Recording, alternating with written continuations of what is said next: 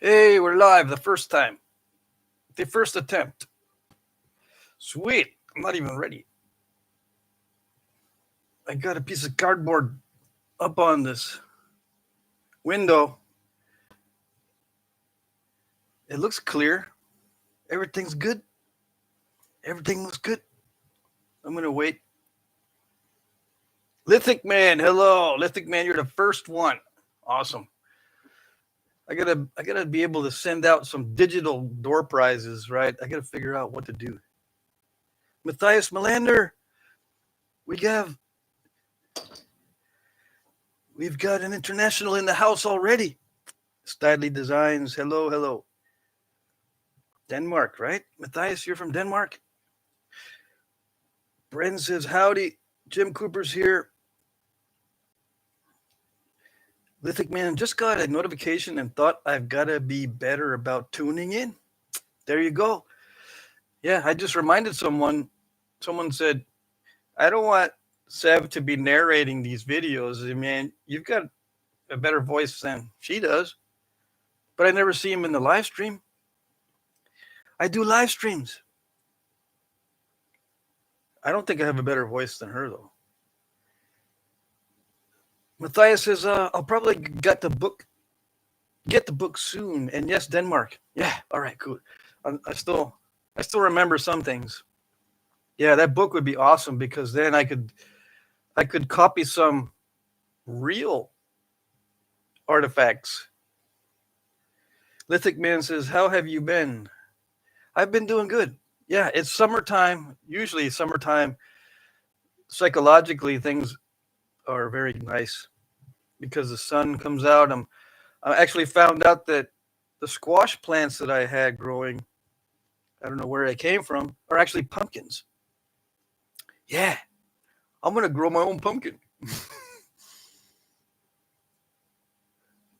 I mean, it's strange. I've never been into gardening or plants or anything like that, but I'm excited now about the garden out back because it's not a desert. We used to have what we called a xeriscape when I lived in Texas. In the backyard, there was a place where they used to have a above ground pool, and they put some concrete down, like in a rim around the pool. But they took the pool out, just left the concrete rim, and then the previous owner planted a bunch of cactus and desert plants and stuff in there, which it looks pretty good. But and I don't have to water it or anything. It just grows because it's all desert plants. But it was all prickly and nasty as far as plants go. Here they're beautiful. Yeah. Here I can get all these woods that are good for cooking, like hickory and maple, and uh, I could cook meats with these fancy and beautiful types of wood. I can even tap some of my maple trees back here because they're sugar maples. I got two sugar maples, big, like maybe 14 to 16-inch diameters. I can tap those for maple syrup, but I wouldn't make syrup. I would just drink the sap. Yeah, because I don't need it. I don't need sugar. I don't eat sugar, and I don't need sugar. And I got raspberries. I got black raspberries and red raspberries in the back. I've got pumpkins growing now. I've got wild cucumber growing that I didn't know I had. I got morning glories. The neighbor told me, "Oh yeah, I planted those a couple of years ago." The neighbor snuck the morning glories all over the yard. He just said, "Yeah, I sprinkled a bunch of. I had extra seeds, so I just sprinkled a bunch." Dude. Uh, so yeah, I'm infested with all kinds of stuff in the backyard, and I'm bringing more plants in. I'm bringing in silky dogwood. I already planted those. I brought in some hazel trees or bushes or whatever. I got 3 of those growing. I need to transplant some birch trees.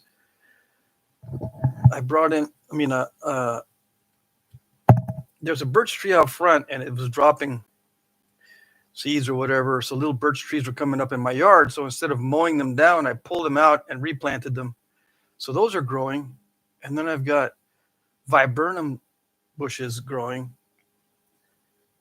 So I'm going to do a lot of stuff out back, but I need to create some terraces because I'm losing a lot of soil from erosion because my stepmom hated to have plants back there. So she's every year she'd clear out all the plants, and then more and more dirt kept eroding off the hill. So now I got to try to put it back somehow, or plant stuff that'll prevent more erosion. And I've got mullein plants too. I got 2 big mullein plants right now. I've been cutting the leaves, but um, and drying them, but it gets to be like too space confining if I start collecting all this stuff. I get too confined in my space, so I got to get rid of some of that. I don't smoke much mullein, although it's fun. It's just for relaxation. Red-eyed Patriots here. Ken is here. Morning for you guys. Lithic man, that's awesome. I've been cultivating mullein. Yeah, it's awesome. Plants, they get you excited. I don't know why. Ken says, I forgot about the stream. Nice surprise. Good. What are we napping today? Stidley Designs. We're napping something nappable. Okay? That's all you need to know. It is nappable. It's like basalt, like fine-grained basalt or some stuff that I can't figure out what it is, but it naps. Right? I should write who it's from and what it is, but I don't. I don't know what it is. I remember to do it, but when I set it down and I go get my pen and I come back and I go, I like this pen, and set it down. What was I going to do with it? I don't know. But anyways, yeah, and my kids, they had, not all of them have ADHD, but the ones that do, they go, thanks, Dad. Thanks. Yeah, but your mom has it too, right? I'm not the only one. You got a double dose. Some of them got double dose of my ADHD and their mom's ADHD, and yeah, but they thank me. Hey, thanks, Dad.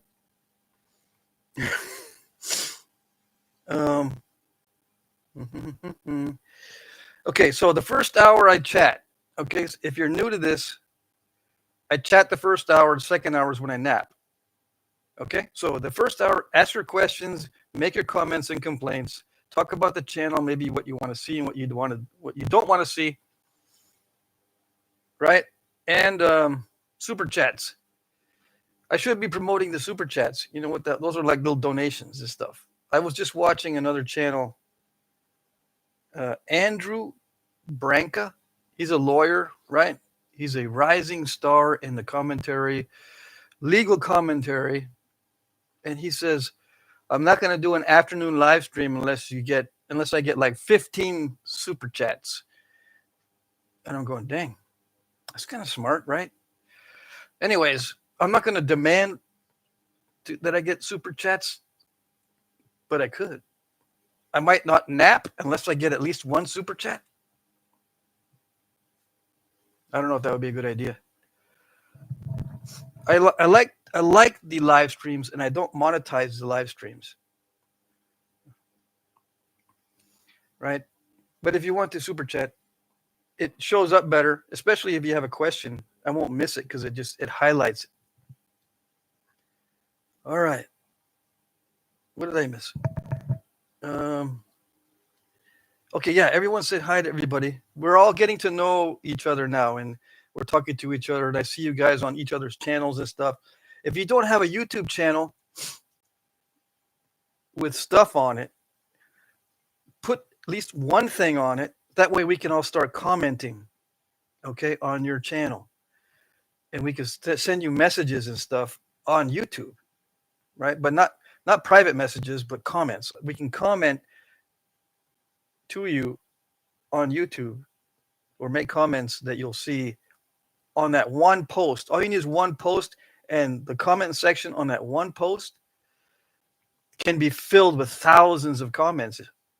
So all you need is one post, and you can get all kinds of comments. And then you hit the a button that says newest, and you can see the newest comments. If you have, bunches of comments, you hit the newest button, it'll bring up to the newest. So you can see, then someone just sent me a little message, a reminder or something, or I forgot that I can use my comment section as a communication tool. Yeah. Lithic Man says, I have to send you some of the bark from the alder trees that grow in my area. It's fantastic for basket making. Yeah, Lithic Man, that would be awesome. $4.99 super chat. Somebody gave me a super chat. Aaron Wilson, thank you. But there's no comment in there. Okay, yeah, but thanks. But it shows up like it's a beacon of light. This green banner, this particular one is green. So if you can, like $1.99 is the least expensive, right? It'll show up if you have a question, comment, or complaint that you want highlighted. Thank you very much for that. All right, so Mullein is great. We use it here too, says Ken. Good for asthma and lung issues. Yeah, it feels like it makes you want to cough, which is good if you're too dry, right? It gives you more mucus and it makes you want to cough. It's like an expectorant is what they call it, right? That's the technical term. I don't know if it's all that healthy. I smoke cigars on occasion, right? And I do have a pipe too that I smoke, and pipe tobacco. And I read up on it, and I know that if I don't have breaks in between, my body can't handle the toxins very well. I can't let those toxins build up. I just learned the other day that if you let toxins from smoking build up, it can actually affect your eyesight.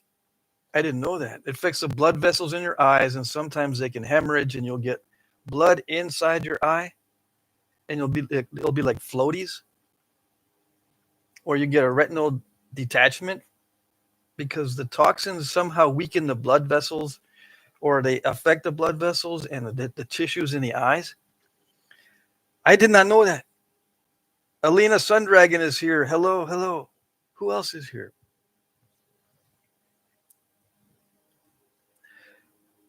Jim Cooper says, that stuff is steppy, and when thin, snooper snap and halfish. It needs a very heavy platform with lots of grinding. Okay, so Jim Cooper says, this needs a lot of grinding, and it's very steppy. I can see it. So I can see that it's steppy already because I took off some flakes. Yeah, it is steppy. But it's interesting material because I've seen artifacts made from this, but they're little. They were little arrow points. I have not seen a large artifact made from this. Not saying that there wasn't, but I'm pretty sure I can get some cool looking arrow points. Okay. So what I'll be doing a lot now is smaller stuff. I think I'm going to send Jim a lot of my big stuff when I get it. And then I'm just going to nap small stuff from now on. Yeah. I might have Sev make an announcement. Yeah. Should call you guys numbnuts again. Or I'll think of some other name. Hey, no more big points. So if you need big, gigantic points, if you want to see how to nap those, go somewhere else. Yeah. I'm going to start doing only stuff that I like doing. And that's mostly small stuff. Okay, where am I? I missed some comments here. Plantain. Ken uses a plantain for skin salve. Let's see here. Okay, I'm trying to read some of the chat here. That stuff is steppy, and when the super. Okay, I read that one. Ken says, I'm making an order from Mike Tufts. Any tool suggestions I should get? I'm going to get a bopper, an Ishi stick, a Nachomatic, and a hand pad. I suppose you have pressure flakers already. That's good. In your kit, you need like 2 sizes of boppers, I recommend. 2 two sizes or two types of pressure flakers, one that's a point and one that's a spatula tool. And then a pad, a hand pad, or maybe two. And what else? Nachomatic is good because a lot of us use tough material, and Nachomatic's pretty good at notching tough material. Um, trying to visualize this in my head. Oh yeah, indirect percussion tools. Duh. These rods. You need rods at 3/8-inch rods of steel and copper, 1/2-inch rods of aluminum, and then you sharpen them down to like a 3/8 on one side and sharpen the other side to a 5/16. You need a 5/16 diameter steel and copper. You know, you need like 4 different or 5 different indirect percussion rods of different materials. You need a mallet of either plastic or antler. Don't use wood for anything that you're hitting against. Don't hit against wooden handles, and don't use wooden mallets, and don't use any wood at all for hitting or for percussion. Now, if you want to use wood for percussion, like a wood billet, like if you're using a heavy ironwood billet to flake with, that's fine. But to hit, it absorbs a lot of energy when you're trying to use indirect percussion. It doesn't work that well. Aaron Wilson says hi. Yep. Let's see. I'm going to try to catch up with the chat here.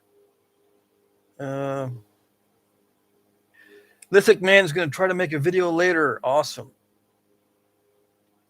Red Eyed Patriot says you should definitely monetize the live streams. You've got no music playing, so it'll be fine. Okay. So I can ask for some super chats before I start napping. Or if I don't get any super chats, you don't get no napping. Yeah. If I don't get super chats, at least one, you don't get no napping. Yeah. Because I don't monetize the live streams. I mean, even if I monetize the live streams, they get less than 500 views. Okay. For all these people that say, I like it when you talk, Patrick. I don't like it when you've got your assistant doing all this crap. I don't like it. Don't do it. But then they don't show up in the live stream. They don't look at my regular videos. Right? They just fuss. They're fuss buckets. All right. So Michael says I should definitely monetize the live streams. But I don't want ads during the live streams. I hate to see ads. I hate to make shorts videos as well. So I just have Sev do the shorts videos. Somebody gave me another super chat. Uh-oh, here we go. Matthias says, Matthias gave one person a gift membership. Who is it? Who's a lucky person? Aaron Wilson. Okay, I got that one. Ken sent me $10. No questions, just like to support my favorite napper. Thank you, thank you. I'm your favorite. What about, let's see. I forgot his name now. Will has a channel. I keep forgetting it. November South. What about November South? Everyone seems to like that channel. Gets a lot more attention than I get. As an example, right? And what about Sal? What about Sal's channel? Yeah. Let's see here. Where is Sal? Is he in the house? Okay. Alina says, I have a question for you. How many new subscribers you get unsubbed after a live stream? You mentioned that such a tendency a few streams ago. How many new subscribers you get unsubscribed after a live stream? I don't know. The stats aren't that particular. I noticed that it's changing. My viewership is starting to change a little bit. I'm getting more views now, which is weird, on videos that have more dislikes than usual. The videos that are doing best now have more dislikes than I used to have. I used to have a very high percentage of likes, somewhere in the 97% range, which is exceptionally good. Right? Now, with these new AI assistant videos, the likes versus dislikes percentages have gone down. Some below 90%. Like there's a lot of dislikes for those, but they're getting more views and more attention to the channel. How does that work? So the more I post that you don't like, the more attention the channel gets. Let that sink in. I don't understand it. I try to post videos that I know you guys are going to like, and you guys, it works. I get huge percentages on acceptability. But funny thing is, the viewer retention on the ones that everyone likes goes, it's like a straight line that goes down. They watch the first 30 seconds, and then from there, it's like zzz, down to zero before the video even ends, right? And then with these other videos with my assistant, my AI assistant, I get 120% viewer retention or views. The chart on the AI assistant videos is the opposite. So I get more. So people are repeating the video, repeat. That's what that means. I get over 100% as far as watching it. So that means a repeating watch. As a it's just totally weird. I've never seen that before. Also, I've never tried this tactic of hiring an assistant, because I'm basically hiring an AI assistant to help me. And I've never tried anything like that before, and it's just totally different. It's a whole different ballgame. Rhino Knot is here. I've been thinking about making a bigger Nacho-Matic and using it like a punch. That'll work. Do it and show us. Post something. Just post one video, even though it's kind of lame or whatever. You think, I don't want to post because it's a lame video. It's so lame. Post it anyway, so we can see that you're using a big old Nacho-Matic type thing. It'll be cool because we can comment. Danny Moore is here. I ordered 40 pounds of Paternalis today. First time working it. You'll like it. You will like it. How do I know? I don't know.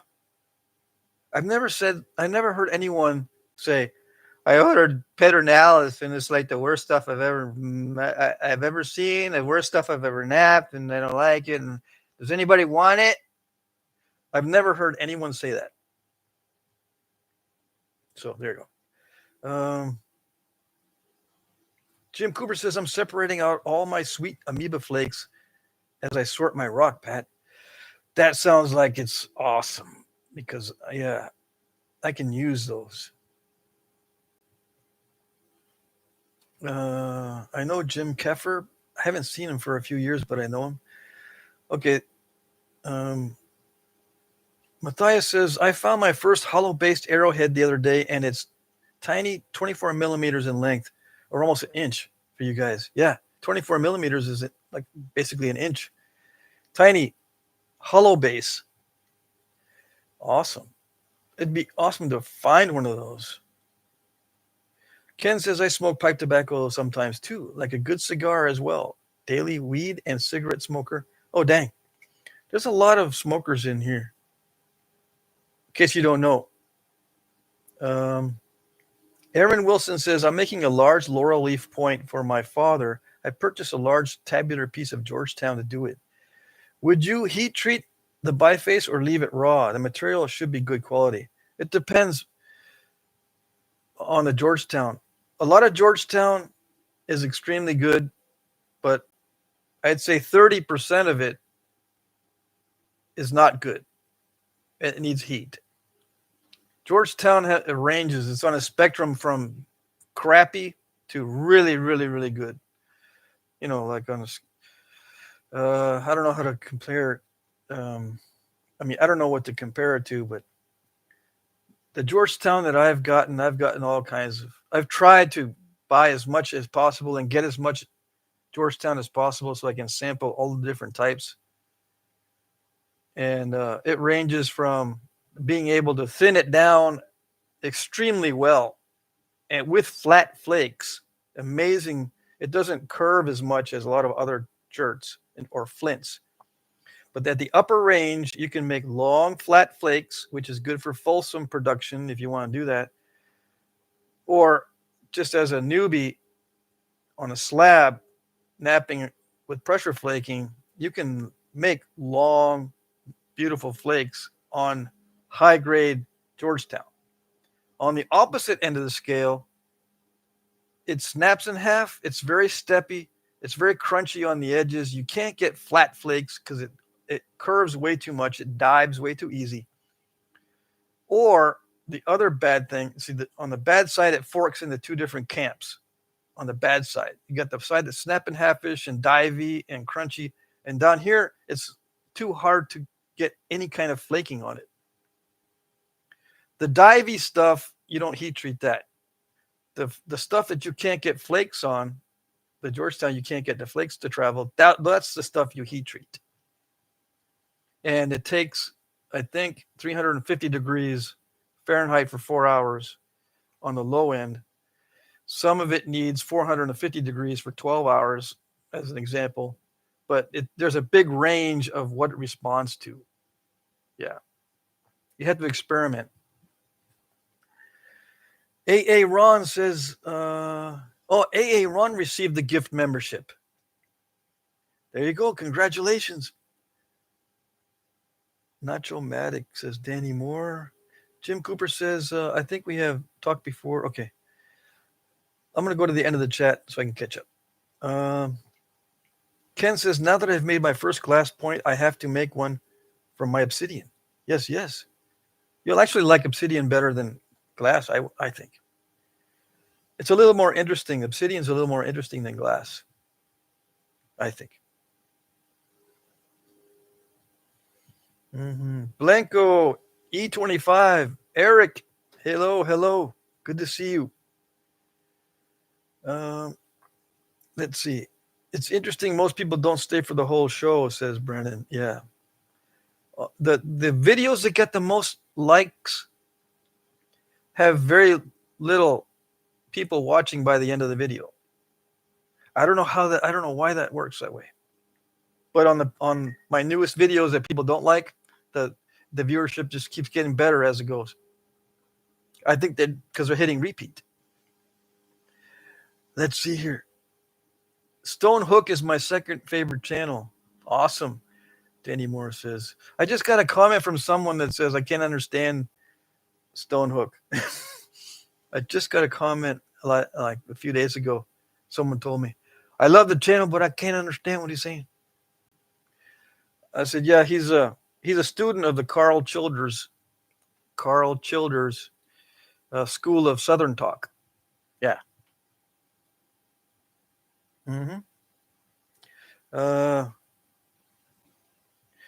Ken says, if people have YouTube Premium, they won't get the ads anyways. A lot of my viewers don't have YouTube Premium. Yeah, I would say half of them, minimum, don't have YouTube Premium. And they're looking for videos either to fall asleep to or to have in the background while they're working on something else. Like if they're working, they want somebody working in the background too. And people that are like watching intently because they have this thing for watching people make stuff because they get all tingly watching people make stuff. But they're not the kind that have YouTube Premium because they're just scrolling until they find what they want and then they set it aside. Or they scroll until they find what they want and then they are intently watching and waste an hour watching somebody make something. That's what I'm getting from my analytics. The guys that show up to my live stream are the people that will watch my videos all the way through to the end and then make comments. So you guys are the most loyal and the most influential group for my channel. And the algorithm is basically mirroring you guys, the loyal ones. Okay, so it's YouTube's telling me on the analytics what's beneficial to the channel according to my loyal following. Yeah. So there's that. And then I know what to post for you guys, and I know what you like. And YouTube makes sure that I get my videos show up in your feeds. Yeah.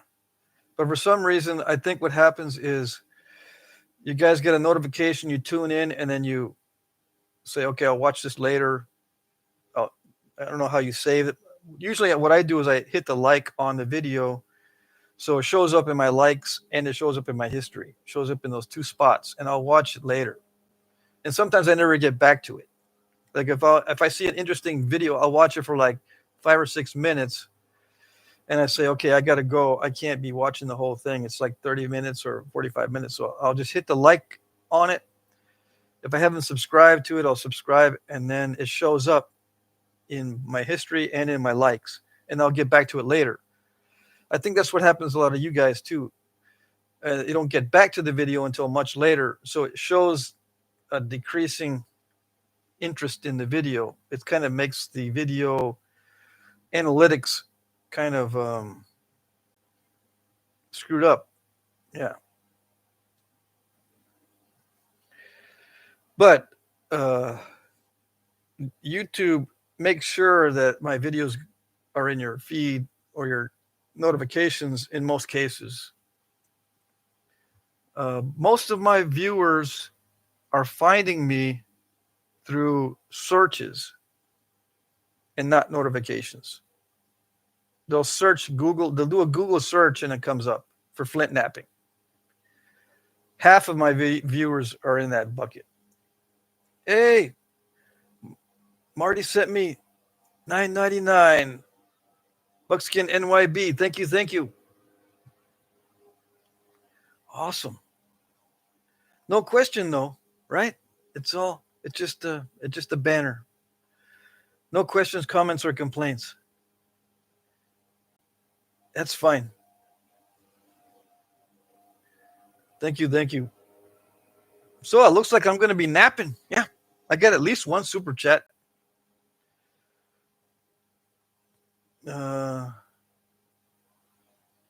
Aaron says, "Did I miss you answering my question? I might have missed. You might have missed it.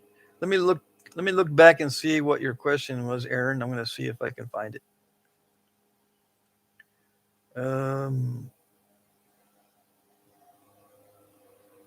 Yeah, you missed my answer because you're thinking about heat treating Georgetown. I did a whole spiel on Georgetown. It's a variable material. It can be excellent. Let's see. On this side, excellent, and on this side, bad. Georgetown can be bad. Yeah. There's two types of bad Georgetown. Okay. One that you can't flake at all. It's very hard. It's very uncooperative. It's also got concrete in it sometimes, or what seems to be concrete. It's got variabilities in it that go from hard to nap to worse. You just can't run flakes on it very easily. You've got to use extreme force. That's the one you heat treat. The other bad Georgetown is crackly on the edges. It doesn't support the kinds of flakes you need. You got to grind the heck out of it. It also step fractures a lot. It's snap in half-ish. If you tap the base or tip, you can snap it in half really easily. The flakes they want really curved surfaces, and they'll start diving if you try to run a flat flake. And the darker varieties of Georgetown also tend to be in that bad side. The crackly bad, divey, snap in half Georgetown stuff. The other bad Georgetown is the type that you heat, which is the difficult. You'll know once you break into Georgetown, you're gonna have three different types. You're gonna have really good, basically. Then you're gonna have two bad types, really hard to run flakes, and then the snap and half-ish, divey, crunchy stuff. You heat the stuff that's hard to run flakes on. All right. And the range of heat treating is 350 degrees Fahrenheit to 450 degrees Fahrenheit for hard to nap Georgetown.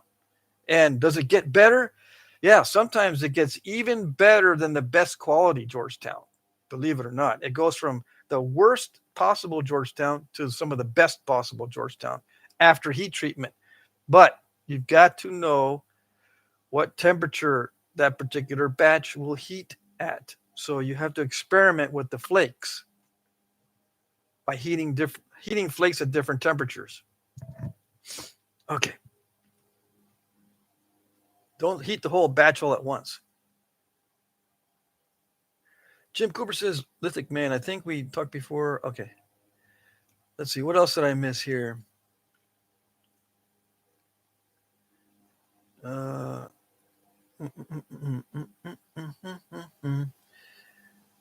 Yeah, thanks for all the super chats, guys. What did I miss here? Oh, I didn't miss too much. Okay. So in 30 minutes, I'll start napping, and I've got some basalt, or Jim, you can probably tell me what this is again. I forget. It's like a fine-grained basalt, but it has voids in it. Right? It's got voids. It really doesn't matter what it's called. It does nap, but it's got voids, which can cause catastrophic failures when you're not expecting them. But it does nap. I took some flakes off already on a different video when I did the unboxing. I've got unboxing videos I'm going to be doing today. Yeah. If I don't forget, I'll say to myself, oh, I've got maybe 3 packages that I haven't unboxed yet. I've got Harley or Smallzilla's box and 2 others. So I got 3. I'll go back to the shop. I'll go outside and go, okay, I'm going to do my unboxing videos. I go back there, I get in the shop, and I see something like, oh, dang, I didn't clean up. So I start cleaning up, and I go, that was cool. Go back in the house. So all I would do is like clean up, and that's it. I'll forget that I wanted to do my unboxings. And I'll sit in the house, and I'll go, okay, where's my list of stuff? Oh, I got to do this for this guy. My friend, I got to make something for my friend. So I go back out there, and it just totally slips my mind, even though the boxes are right there in front of me. If I've got something else going, like, oh, I need to make this for my friend, I won't even see the boxes. I'll just go in there and make that thing. And then after I'm done making it, I'll go, oh, wait a second, I forgot, but it's already 11 p.m.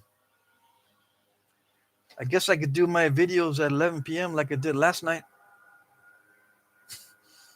That's the way it goes. And I've watched ADHD videos where the guy says, I know how to help you with the ADHD. Just write a list.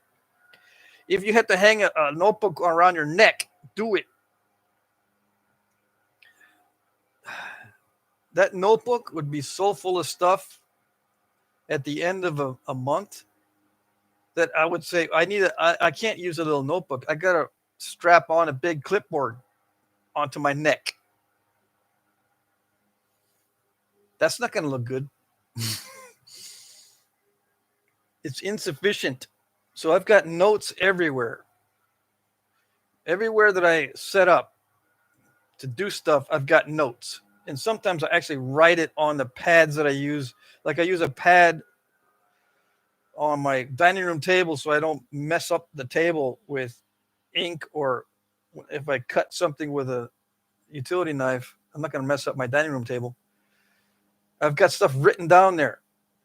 It reminds me of that movie where the guy had such a short memory, he had to tattoo on his skin stuff that he needed to remember. his memory was so short term that he had to actually tattoo on himself things that he needed to remember, so that when he wakes up, you know, he's not going to remember he wrote a list. He's not going to remember that he made a video or did something else to remind himself. So he had to tattoo himself. That's what I feel like sometimes. I need to write it. I need to tattoo myself to get things done. But yeah, not going to do it. Okay. I'm looking to see if you guys have questions. Please ask before I start napping, because I ignore the chat when I start napping. Okay. Marty or Buckskin NYB says, everyone got their box of rocks I sent them. Patrick, Jim, Danny, and Mike. I'm happy to be able to do some trading with these nappers. KRF is abundant here where I'm from. Yeah, the KRF is really cool. I mean, people like it a lot. How would I rate it in terms of everything else? It's in the high grade raw category, but it can be finicky because sometimes there's layers in it or existing cracks that really do put a damper on your day. And sometimes it can be very, very steppy. Yeah. But in terms of nappability in a raw state, it's really good. It can also be heat treated. I have napped heat treated KRF or Knife River Flint from North Dakota, and it naps very well. And some people are very good at slabbing it and heat treating it and making nice parallel flaked items out of Knife River Flint, and those look pretty good. They look modern and they look mass produced, so to speak, but they are nice. I have nothing against the flake over grind or the parallel flaking, the perfect parallel flaking. I don't do it because it's too monotonous for me. Poliolit's here. How easy is it to gain deer carcass and antlers in the US for primitive tools? Here it's very easy. Yeah, I just met another guy who used to be a taxidermist for, I don't know, 20 years. And taxidermists have everything. They've got antlers, they've got bones, skins. They have all that stuff. And all you need to do is make friends with a deer processor, for example, here in the United States. If you don't know what that is, it's a person who prepares deer for you that you've killed, that you go hunting, you kill a deer, you bring it to the processor, and they cut your steaks, your chops or whatever, and butcher the animal for you, and also can prepare sausages and stuff like that. Of course, you got to pay for all this, but processors, they not only are butchers, but they also collect and sell deer antler, deer skins, and other parts of the deer. You can actually also sell the feet or toes of the deer, the horn, deer toes, I guess, and you can sell the bones of the feet. If you can, there's a market for deer parts, and a lot of people are into that as a side hustle, I guess, if they're deer processors or taxidermists and stuff. So it's pretty easy to get it here because they have low quality stuff that they can give out for free or just at a minimal price. Like they have low quality antlers that they never use. They have low quality bones and various skins with holes in it, and some of them don't have hair on. Some, there's different low quality rejects that a lot of these guys keep on the side just in case, but it starts to get out of hand, so they start giving it away in some cases. Like I have a friend that does that. He'll give away a lot of the stuff that's, subpar parts. Let's see. Poliolit says, I buy deer antlers for $120 per unit to make one billet and other stuff. Oh, dang. Buckskin and Marty says, we pay about $400 to $600 for tanned smoked deer hides where I'm at. Yeah. I just saw I could buy a tanned smoked elk hide with lots of holes in it for $375. $375. I just saw that on Facebook. I was thinking of getting some brain tan, but I said nah. No, not yet.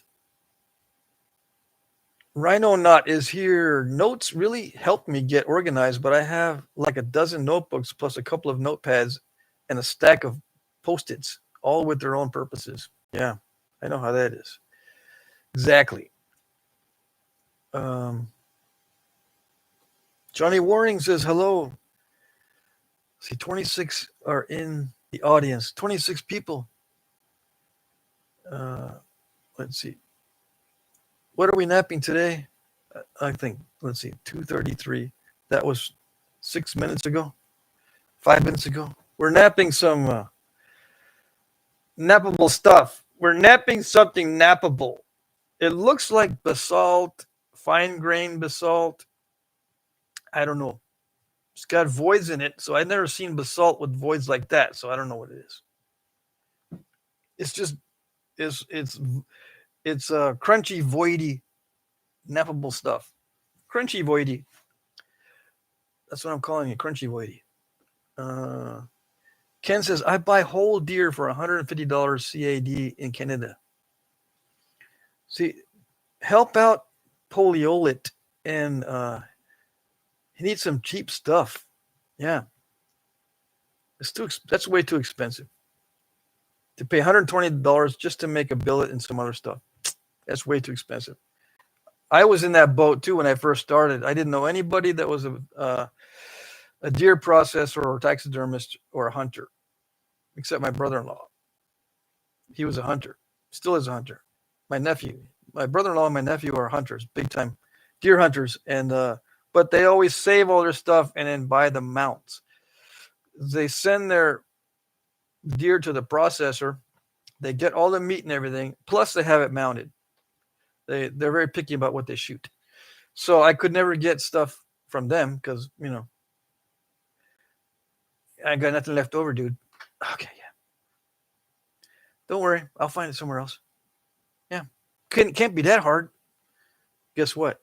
It is difficult in many cases to get antlers. But now that I know a lot more people, it's much easier.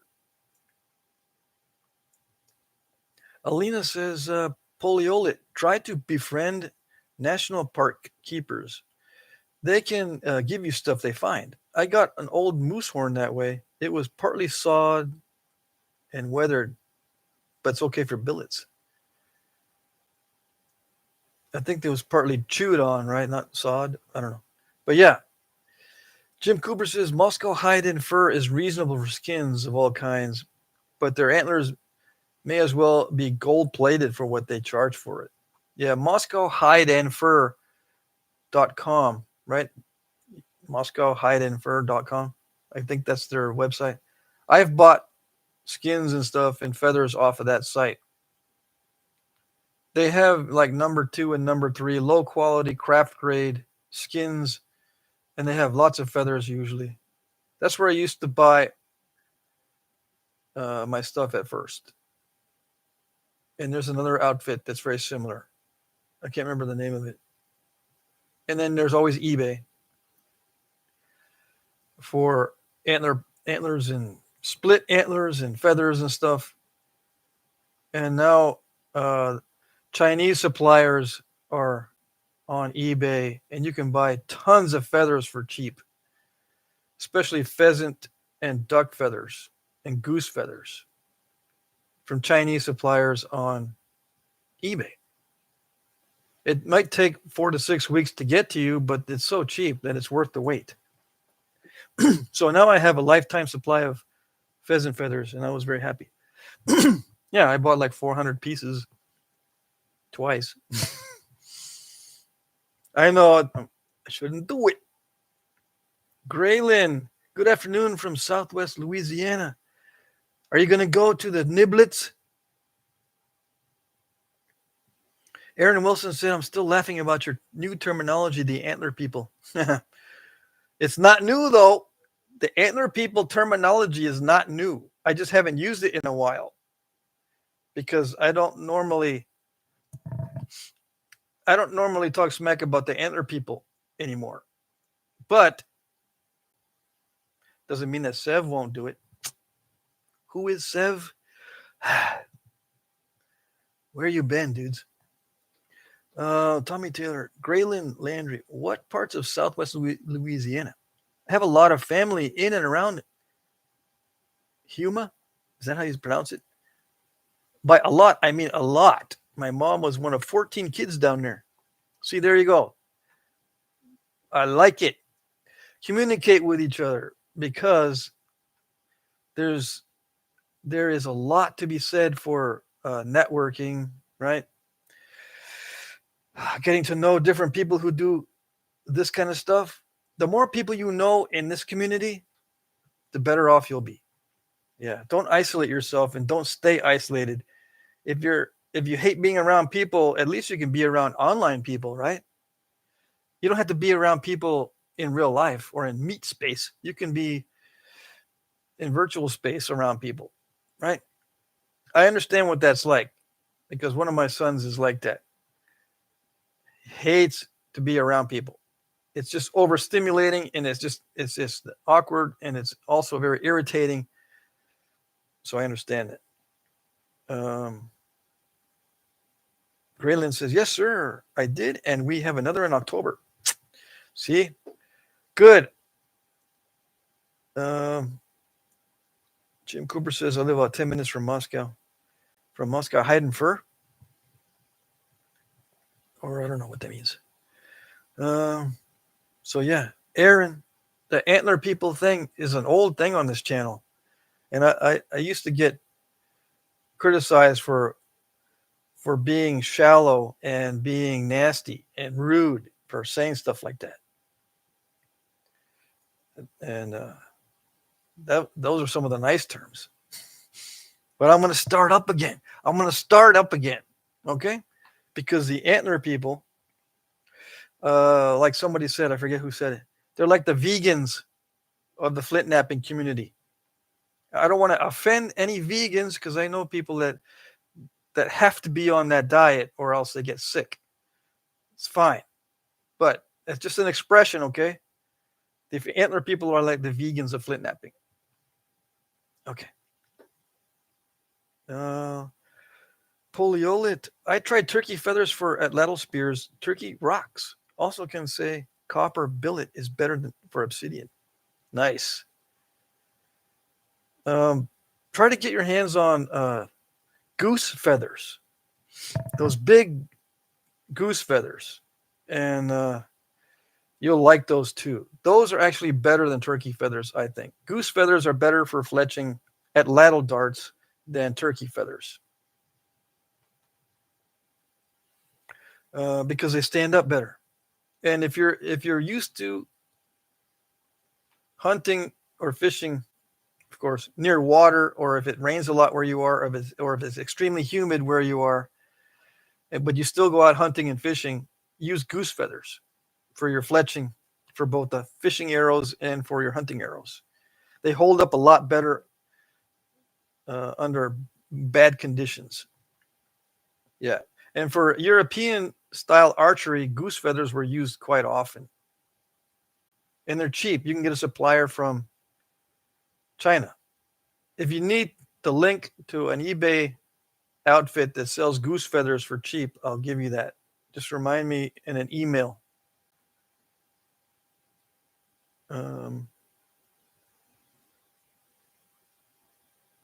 And the goose feathers can also be even cheaper if the quills are cut off. Like if the person preparing the goose feathers for you, if they can just take it and buzz off the feathers on a bandsaw, it's a lot cheaper. But you're not going to get the quill. We don't need to use the quill in archery, but some people order goose feathers so they can write with them, make quill pens, and other art with the goose feathers that need the quill on there. But if you don't need the quill on the goose feathers, they're even cheaper, much cheaper.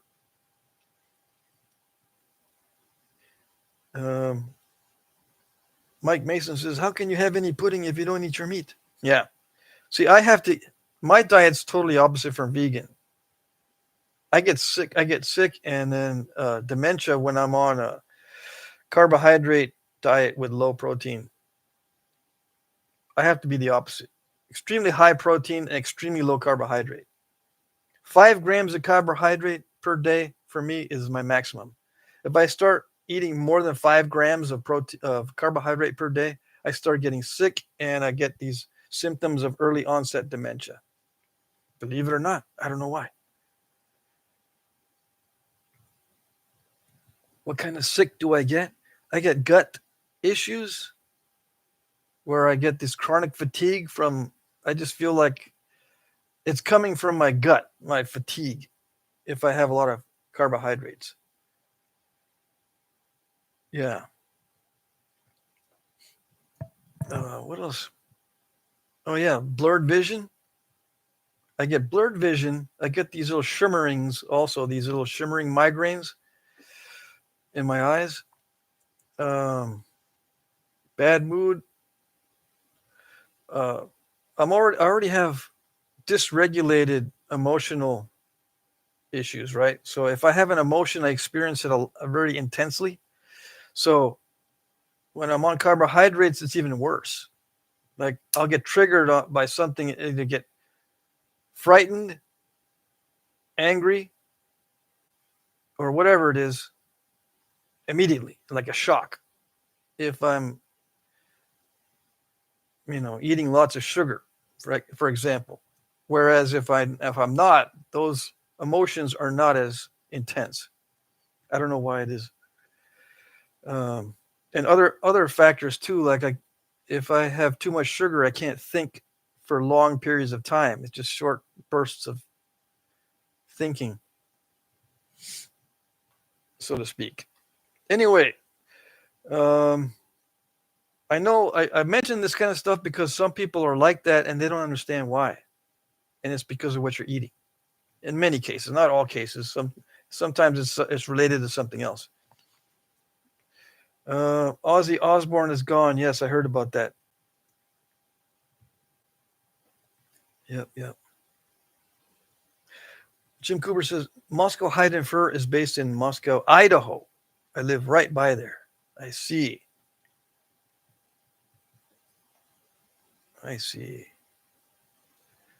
Okay, so 250. What else? I'm going to look for other questions. If you have questions, please ask before I start napping. I start napping in the second hour, which is going to be in about 10 minutes. And I'll nap for 45 minutes and then try to wrap it up. Okay, so I'll be ignoring the chat soon. Ed Gould, hello, a little late. Almost slept through it. Dang it. Poliolet says, antler is best for bifacing a Polish flint and cherts. Goose feathers are less reachable for me. Yeah, okay. It's good to get what you can. If turkey's easier, then get turkey feathers, yeah. I guess we're lucky here in the U.S. I bought a big old batch of goose feathers. I like them. I got a bunch of turkey feathers too. And when you have a lot of feathers, you can be picky about which ones you use, and that's very important. Yeah. Some of the feathers are kind of dull looking, kind of blah. They don't like the turkey feathers. It's nice to have nice, distinct colors, the brown and white. Tommy Taylor, $10 super chat for wildlife food. That's awesome. Yeah. I feed the skunks cat food. They love it. It's like crack for skunks. And my most, how do I say this one? The one that comes around the most is mangy tail. All of his fur is back. He had like, it looked like he had mange, but I guess I don't know what happens to skunks over the winter, but he came back after the winter, and his almost all of the fur on his tail, on the top of his tail, was gone. So I call him mangy tail, and I think he's a big male, and he's getting really, really fat. Yeah, so he used to be kind of fast moving around. Now he's like boom, boom, boom. He's got a lot of fat on him, and he's eating all the cat food and chasing all the other skunks away. He's getting fat, so maybe he'll do well this winter and won't lose all of his fur. Danny Moore says, I've been waiting for you to nap some of that beautiful obsidian you had gifted. Yeah, I will be napping some of that.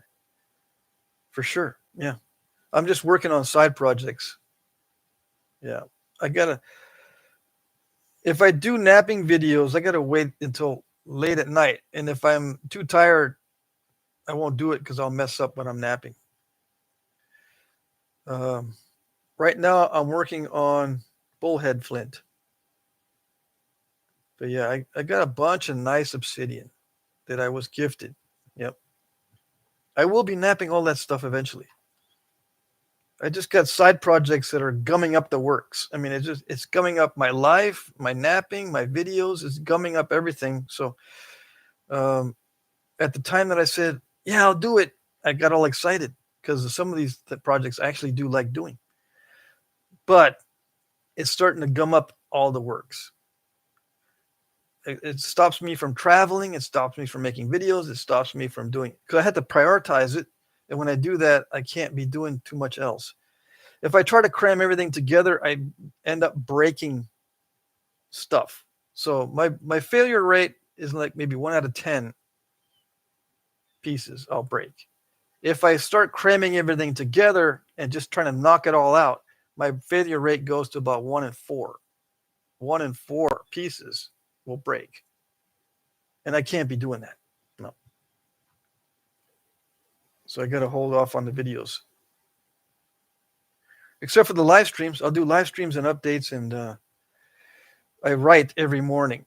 So I'll be doing those book excerpts that Sev narrates. And when she's wearing that brown dress, you'll know that that's a book excerpt. I should probably make the announcement that way. I don't know. Make an announcement that I'm separating these updates and shorts into different categories, or I'm using my assistant to do different things. Aaron says, basalt is the material that was used by the ancient nappers in my area. That's some tough stuff. Can't wait to see what you come up with. Yeah. Got a ghost. See that? Look at that light. Quite a bit of difference in what the light looks like. What the lighting looks like when it's beaming in. That's why I got that cardboard over the window. There, much better. But when the sun is intense, the paper bends and it warps, and then it falls out. Yeah, so I'll be napping this. This is coming up in a few minutes. I'll be napping this. It's not difficult to nap this particular piece. Okay, it's just going to be difficult to judge whether I should thin it down or not because it has voids. I could just by default leave it thick, but I'm going to try to get it as thin as possible when I start napping this. I'm going to probably knock off a big old spall and then try to nap that down into as thin as possible. And if it breaks, I'll try again. Let's see. Looks like basalt. Yeah, it's some kind of volcanic stuff.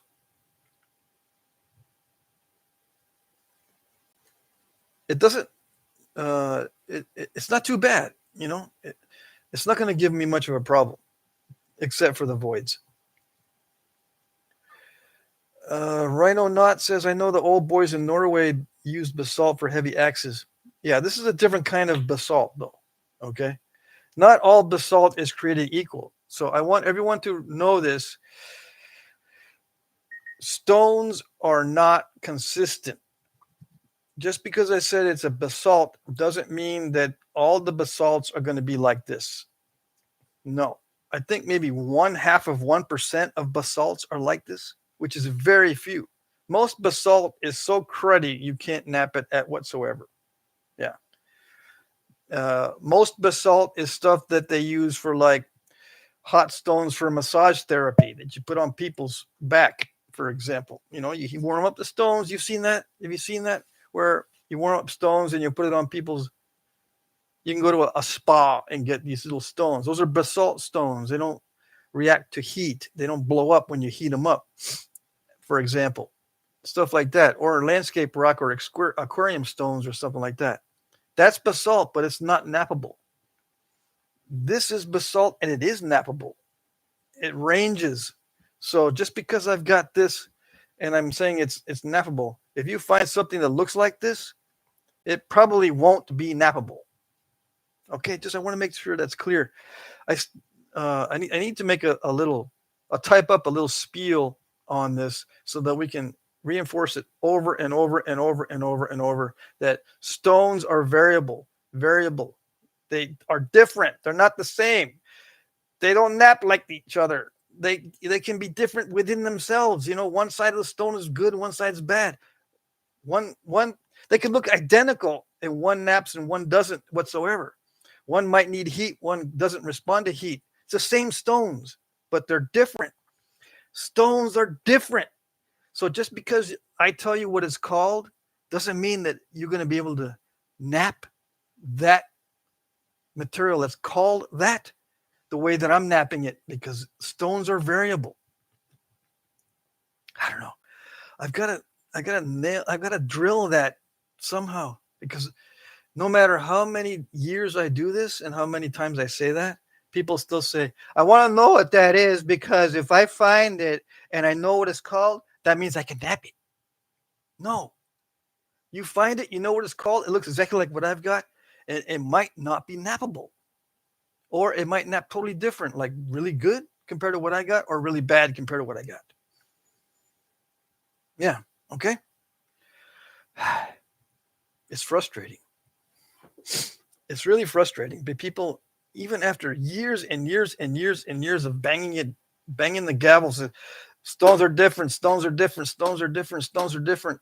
People say, I want to know what it's called so I can get it, because it's going to be exactly the same, right? No.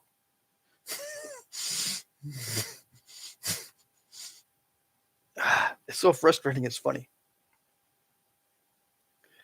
Okay, most basalt is like that joke rock I sent to Pat. Yeah, I call that railroad stone. Warning him that it would hurt to nap it. This stuff is technically speaking high silica andesite basalt. Yeah, andesitic. High silica content andesitic basalt. Okay, so now that you know, high silica andesitic basalt. So get out your chemistry sets and go test all your basalt and make sure it's high silica andesitic. Okay? Maybe then you'll be able to nap it. Yeah. But I don't know about you guys. Polio says, bet you saw polished basalt axes. Not all sources have good material.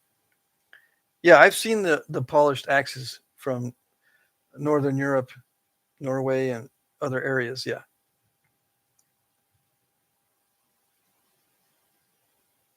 Mike Mason says, Ken, have you seen any of Patrick's videos where he talks about arctism? Does anyone remember what I said about arctism? I got a hold of my napper friend here in town, going to buy another 40 pounds of obsidian, hopefully pick his brain a bit. Cool. Yeah. If he's in town and you buy 40 pounds, and I bet you it's cheap too, right? Hopefully it's cheap. If he's a friend of yours. And not all obsidian is the same either. I mean, it's a little bit more consistent than cherts and flints as far as nappability. But not all obsidian is the same. Believe it or not. And some of it's cruddy and crappy and snapping halfish and voids and stuff. and problem areas and pre-existing cracks, and some of it's high grade, smooth, flexible. You can nap all kinds of wonderful things out of it. It's variable. Jim says, I have an archaeologist friend who did chemical testing on most of the known basalt tools in the Blue Mountains, and that's what he calls it. There you go. Yeah. So you guys, you need to invest in the angulometers and your chemistry sets for silica detection. Okay? Make sure you get them because you're going to need those for napping. Because once you get those two things, you get an angulometer and your silica chemistry test, you'll become a better napper just by having those. Yeah.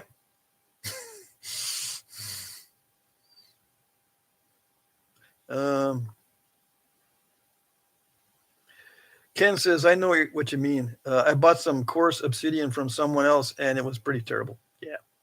Oh, it's already past the time. I got to start napping. All right. Hold on a second. I got to get ready. Got to get ready for nappings. Yeah. Mm-hmm. I need an apron. Yep. It's a vital part of my equipment now on video. Yeah.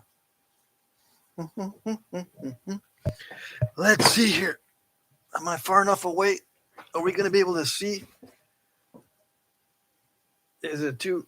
It's not low enough. Hold on a second. I got to adjust the camera a little bit to get lower. Yeah. All right. So what am I going to nap that with? It's not difficult to flake. So I'm going to use a 9, and I think it's a 12 or 14 ounce Mike Tufts bopper. I should have brought my other stuff. Dang it. I have other boppers, brand new ones that I got. All right. Anyways. And once I get a good spall off of this, I'll be napping that. And I know it's a dark color. You're not going to be able to see much. But oh well. You got to make doo-doo with what you got. You might not be able to see much because it's dark on a dark background. But oh well. Okay? I won't fuss about it if you don't. So yeah, easy peasy.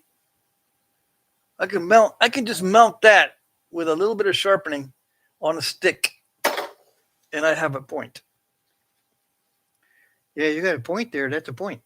Yeah. Anyways, I just saw something on the difference between bone points and stone points. I got to do a video on stone points, making them from scratch, okay? There's a lot of misinformation going around about bone points. I got to clear that up by doing videos on making bone points in short periods of time. It doesn't take very long to make a bone point. Actually, it takes, in general, less time to make bone points.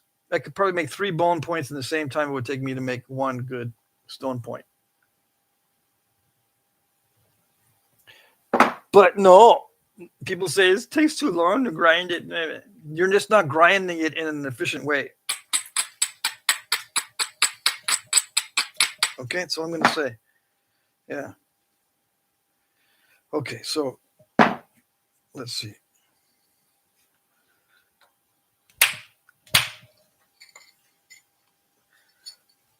First attempt. Hey, that was pretty good. Let me see. Can I make it talk? No? Yes? Yeah, that's really good. I can't do it. But that's really good. That's what I'm going to start with. Okay?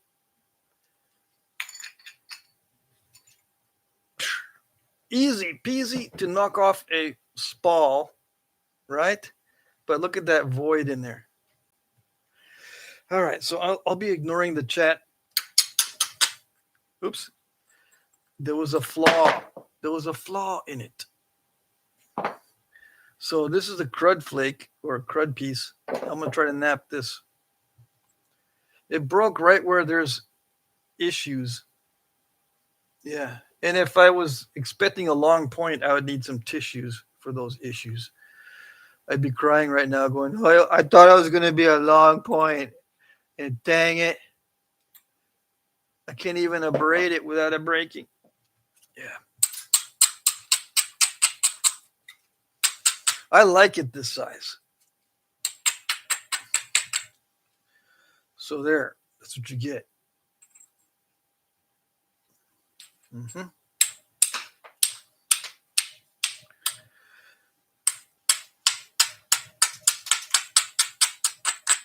There you go. So I'm going to be knapping this high silica andesitic basalt. Yeah. Just look at what Jim Cooper wrote. And after you know what this is, you'll be a better napper. It improves your skill just by knowing what it is. Yeah. That's another thing I got to drill into people's heads. All this information is trivial about what it's called. It's trivial. You don't need to know this stuff to be a napper. I got to make sure that's clear to everybody. It gets frustrating when people keep asking me what this is. What is that? What is this? What is that? I don't know. Even if I did know, it wouldn't matter. Because everything is different. And why is it a big deal? Why do I make such a big deal out of it being different? Because subtle, almost imperceptible differences in Flintknapping make all the difference when you're trying to thin something. Everyone wants to know, how do I thin it? One of the reasons why they're asking that is because they don't realize that subtle, almost imperceptible differences make all the difference. So subtle, almost imperceptible differences in the quality of the stone, in the quality of your tool, in your skill level, in your mental clarity. Even the weather can affect the thinning because almost imperceptible differences in your technique or your approach make all the difference. Okay? All right.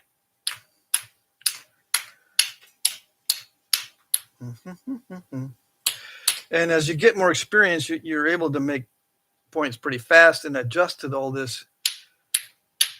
But Flintknapping is a skill of probabilities. Same like shooting arrows at a target. It's a skill of probabilities. You can increase your probabilities and get very good at hitting the bullseye. But you shoot, let's say you shoot 5 arrows at the bullseye. You go up to the target and they're kind of spread out. It's a nice grouping, but they're spread out. Would it be smart of you to say, okay, this one that's up here, upper right, I controlled it to the extent where I went to the upper right. And this one that went down lower left, I controlled it to go to the lower left. And this one that went into the bullseye, I controlled it to go into the bullseye. Would it be smart for you to say that? Or is it incidental that one just happened to go up to the lower left and then upper right and then the bullseye? These are probabilities. You don't control exactly where the arrow hit. Just like you don't control exactly where the flakes go. Yeah, they hit the bullseye and you got a flake where you needed it, but you didn't control it. Just like in the arrow hitting the target. It went into the target and the bullseye, but you didn't control that it went into the upper right side of it. You can't say that you control that because it's something that is beyond your control.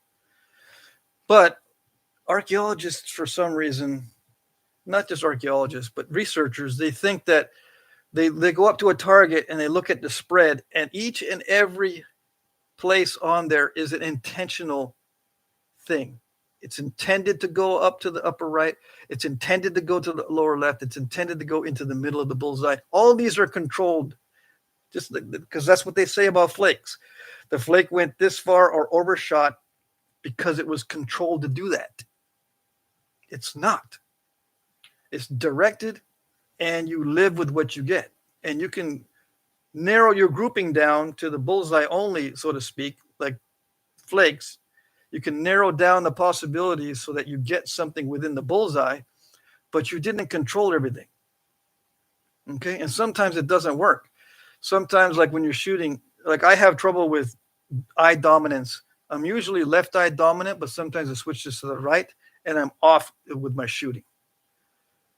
Okay, just the same as when you do flint napping. Sometimes you shift from subconscious to conscious, and you make a mistake, and then you know what to do and where the flake should go and everything, but for some reason, it just something shifts in your brain, and you mess up, or it goes in a way that you didn't expect. And then a researcher will go later on and say, hey, that was a controlled flake there. But they don't know for sure because it could have been something that was just a fortunate happenstance that even though your brain shifted into a different area, you still got a flake that was useful. Okay? All right. I tried to explain it in simple terms, but a lot of times it doesn't work that great. Yeah. Anyways.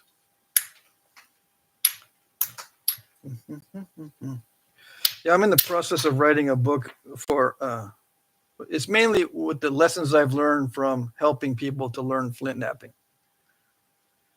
Yeah. It's so easy to teach a young person how to flint nap compared to an older person who's set in their ways, so to speak, or they think they know what they're talking about. Yeah, like my kids, I can teach them, they learn how to nap a point that they could actually call a point in about 2 weeks. But adults take about 2 years. Okay, that's a huge difference. Okay. I learned one of the most efficient ways to nap for my own sanity, right? Indirect percussion and then freehand direct percussion. Small toolkit, simple tools. The learning curve is very fast because it's just opportunistic. You don't need to set up a lot of different striking areas or what they call platforms and stuff. You don't need to set anything up. You just remove all the weak areas and then look for opportunities. And then you use direct freehand percussion and indirect percussion with one thing in mind. You're using the mass of the workpiece against itself. Okay? And you're in a fight. You're in a fight with a stone because it doesn't want to be an arrowhead. It doesn't want to be an arrowhead. Some of them will cooperate, some of them will not. Okay? So in your mind, you're thinking, it doesn't want to be an arrowhead, so I got to be very careful with it. I got to try to convince it. And it's not always going to cooperate, which is fine. Okay? Just move on to the next one. I can teach someone how to nap in 2 weeks. Nap a point that they can use for hunting, let's say. If we nap every day. Just like I did with my kids. And then once they figured out how to make an arrowhead, they go, what's the big deal? And they go into something else. They moved on. They know how to make arrowheads, but they moved on because, okay, no big deal. But some adults struggle for years. Like me, I struggled. I made gravel for 2 years. Nothing but gravel. Watching expert nappers teach advanced techniques, thinking that this is how new people learn.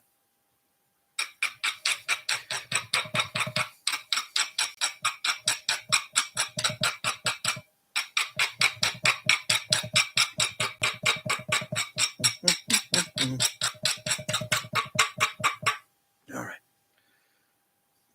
Let's see. Let's go to the indirect percussion. Ooh, it crushes a little bit. Yeah. Okay, so the first indirect percussion strike, it looks like it'll produce flat flakes. It didn't dive, but it did step because I'm expecting it to step fracture. So that's okay. The thing that I worry about is the diving. If it needs a curved surface, I got to keep it thick. Some materials are more divey than others. Some of them really need a very curved surface. Some of them don't. You got to kind of experiment with it.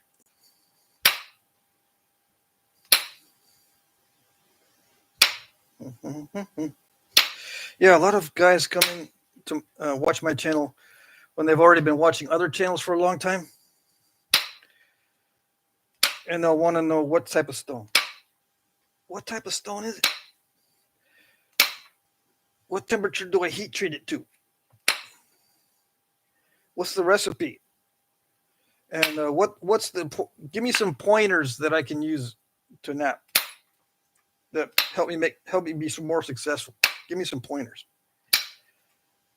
All that stuff is the wrong mindset. Yeah. You're asking the wrong questions, dude.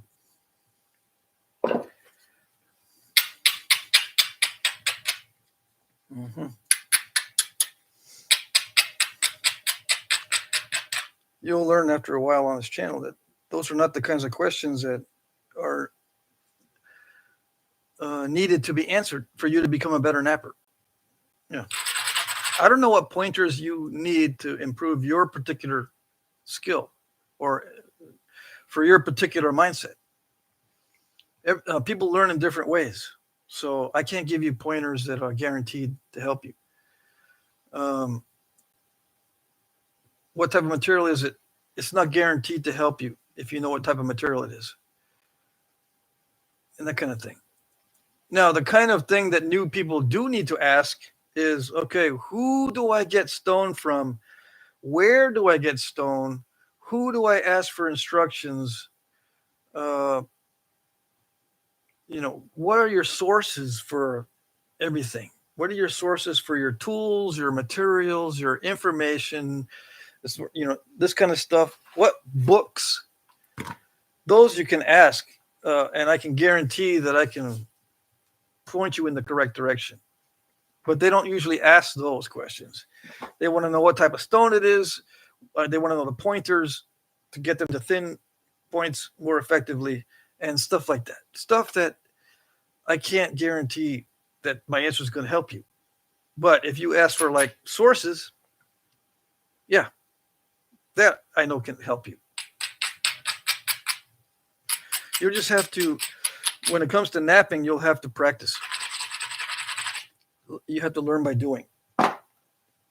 There's some rules of thumb, yeah, like subtle differences make all the difference. You have to keep that in mind.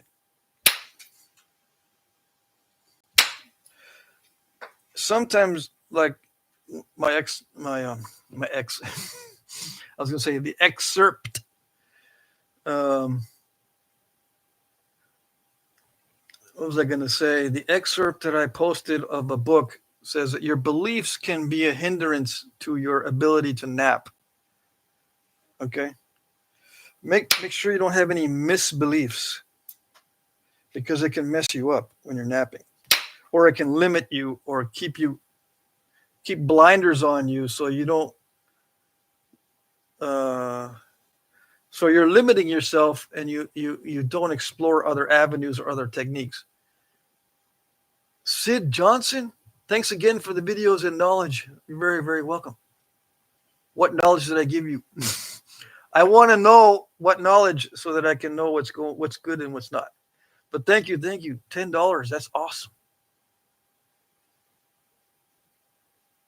Yeah. Awesome. Thank you. What else did I miss? Ed Gould is commenting. Sid Johnson says, you taught me in a week watching your videos. Well, that's awesome. Tell me which videos you watched so that I can start making more like that. Polio says, I tried bifacing a single flake blade, moose and antler point spear, 100 inches, turkey feathers fletched.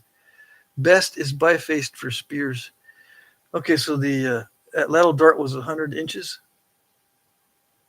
Awesome. That's a long one. Yeah. I don't think most of my lateral darts are under 6 feet. The ones that I make. Yeah. They're 6 feet and under. I like shorter ones. I don't know why. Probably because I don't want to be lugging around these big old lateral darts. Yeah. And it's much easier to make smaller versions. Now, hunting big game.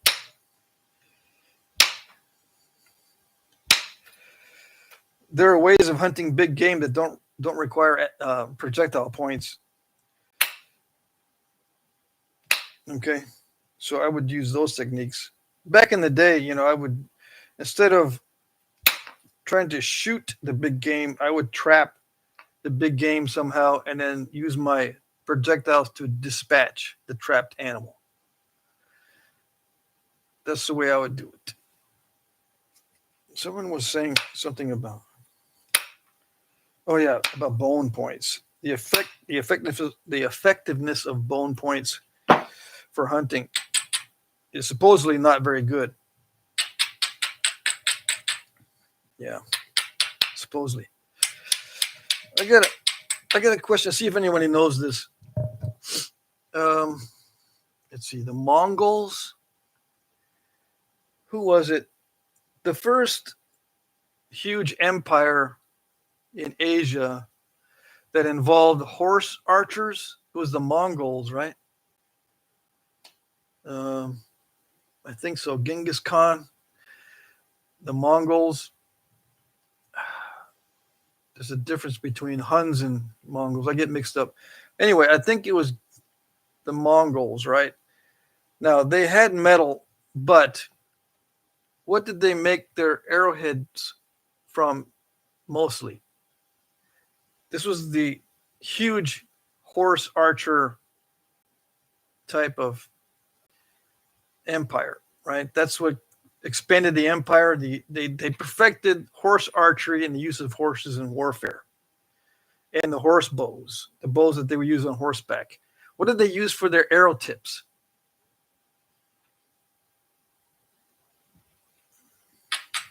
The most effective horse army of all time. What did they use? And the archery was the backbone of their armies. What did they use for their arrow tips?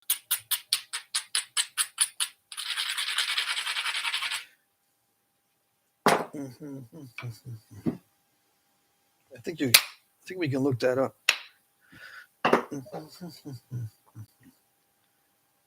I know the answer, but let me just see. I'm going to try to confirm this because I get mixed up between Mongols and something else. Let's see.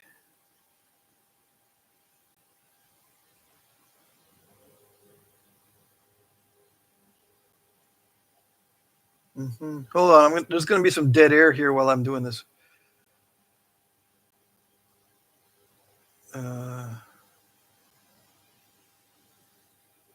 Okay, this is.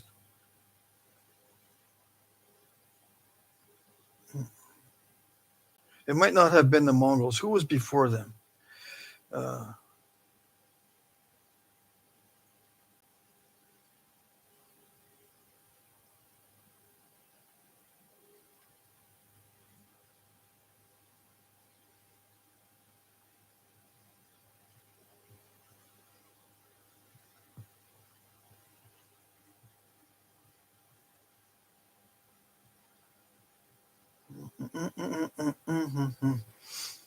Let me hold on a second here.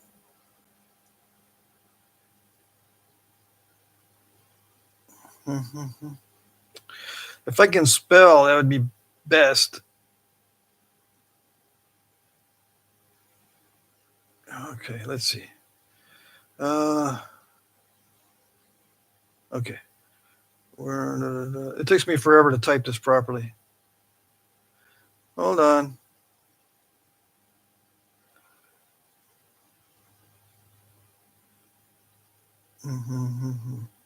Come on. That one, and then that one.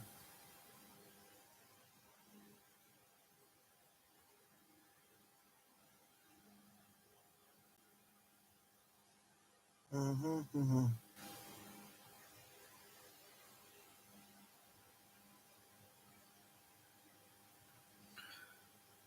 Okay.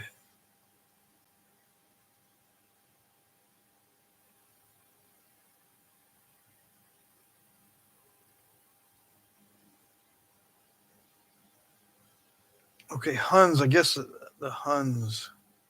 Attila the Hun was 4th to 5th century.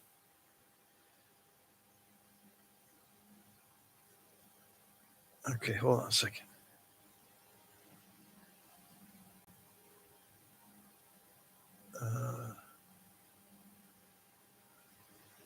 Mm-hmm.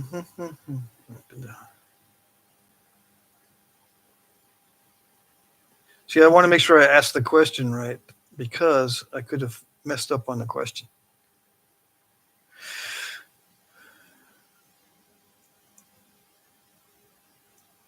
It was the Huns. I'm talking about the Huns and not the Mongols. The Huns came before the Mongols. Okay, so the Huns, what were the arrowheads made from? The Huns. Okay.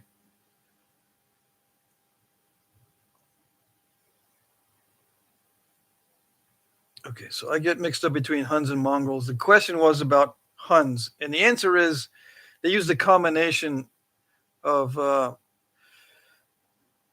iron and bone. Okay, with a heavy reliance on bone. Okay, so if the Huns were successful with bone, you know that bone was effective. They also had iron when they could get their hands on it.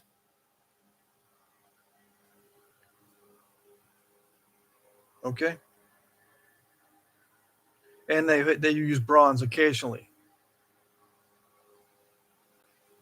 So I was reading something about the Huns, and they had an industry of making bone items. So they had craftsmen that specifically made bone items. I think the nocks and the points on many of the arrows were made of bone nocks and bone points.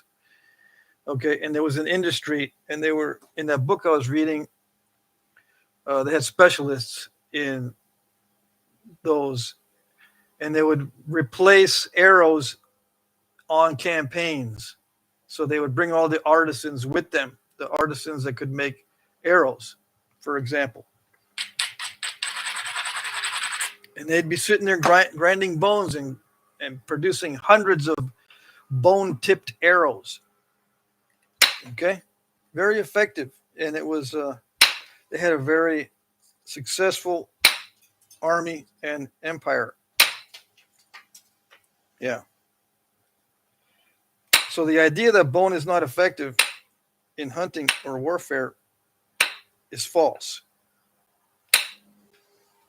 And if there's tests that show that the bone wasn't effective, it means they're not making the bone arrowheads in the way that is effective.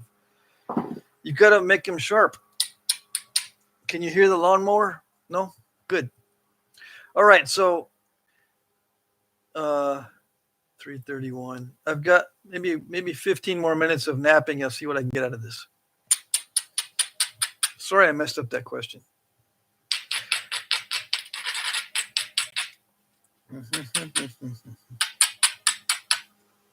Anyways.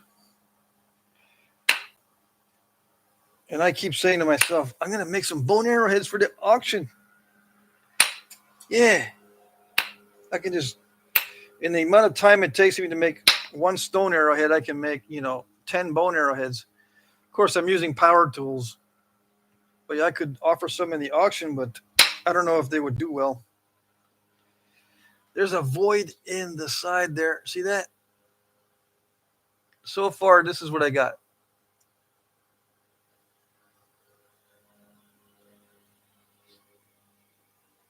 Okay, I still have that step fracture there, but it's all right.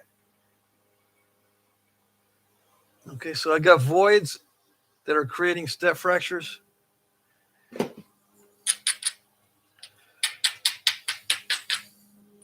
When I'm writing and I'm doing my research, I have to collect a lot of excerpts and write and rewrite and rewrite. I have hard time writing and reading. So I have to, when I read, I've got to reread a couple times. So usually what I do is I read it 3 times to get what it means, and I have to write it and rewrite it 3 times to get out what I mean. Yeah. I try to do that every morning because if I don't, I start getting rusty at it. Yeah.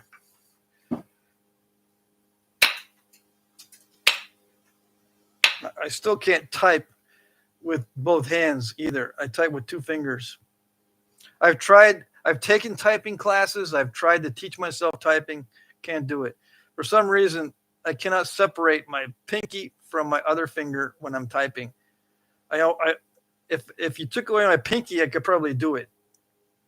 But for some reason, I can't type with my little finger unless I go slow, which defeats the whole purpose. These 2 fingers, somehow, they like to bump into each other. I probably can't play a guitar either. I've tried, and it's not too bad, but I think that if I try to get good at it, that's going to interfere big time. All right, so let's see. I took a flake. Almost got it. Yes? I can't see. Yeah, I'm going to have to make it narrow. So speaking is difficult for me too. Napping and speaking is very difficult because I have to go through a lot of different processes.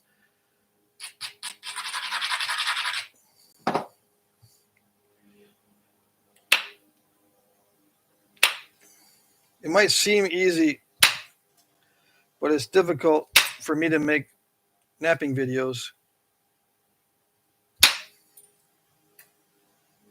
That's why they tend to interfere with other things.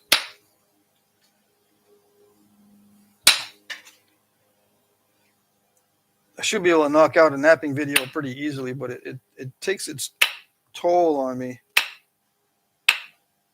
to try and speak and nap at the same time effectively. I can do both, but not very well. Both things suffer. Both the napping and the speaking suffer when I try to do them together. I have a hard enough time as it is. So the edges are getting crunchy as they're getting thinner, and the voids are interfering. But I can remove flakes fairly easily. I'm getting an island in there. That side's pretty flat, but this side's lumpy. I'm trying to tame that lump. It's not working that well because of the voids and the existing defects. But I just keep knocking off the weak areas and keep driving more flakes. But I can see there's still cracks that are going to be an issue. Yeah. I'll just nap like it's not that big of a deal. And if it breaks, it breaks. If it develops an island, oh well. It grinds down fairly easily. So that's a good thing.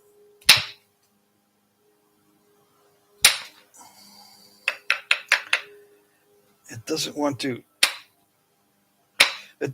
cooperate with the damage control. I'm trying to thin it from the base, but it's got a void in it right there that's stopping the flakes.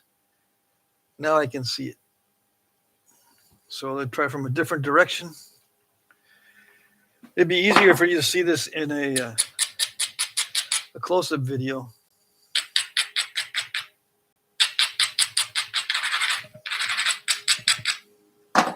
Let's see. It doesn't like to run the flakes. I'm going to have to make it more narrow. Yeah. Yep. To clean this up, I got to make it more narrow. Yeah. Okay. All right. So I'm just going to trim, trim, trim. I can run long flakes on this if they're thick, as I demonstrated when I first removed that spall. But as it gets thinner, it gets more steppy, a lot more steppy. Yeah.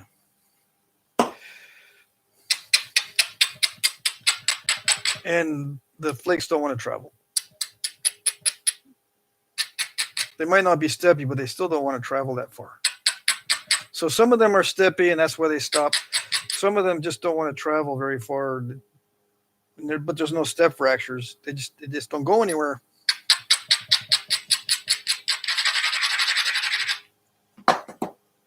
Yeah, because I need to hit it harder, and I'm not going to do that. Right? I think I know how hard to hit to get away with it, and I cannot hit harder than that.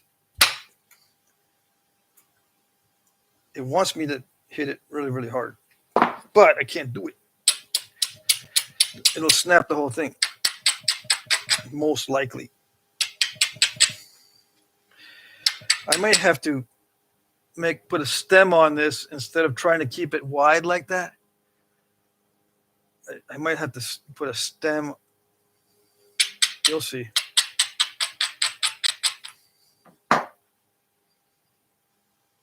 To get this thing hafted, I may have to put a stem on it.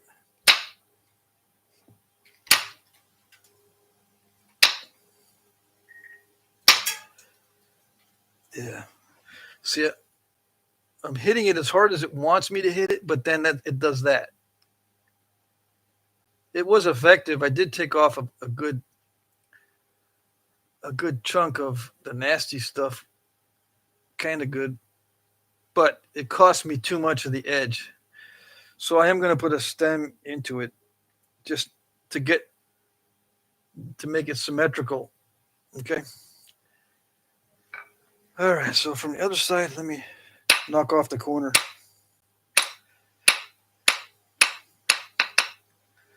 So knock off the corner on the other side and start running flakes in from the other side.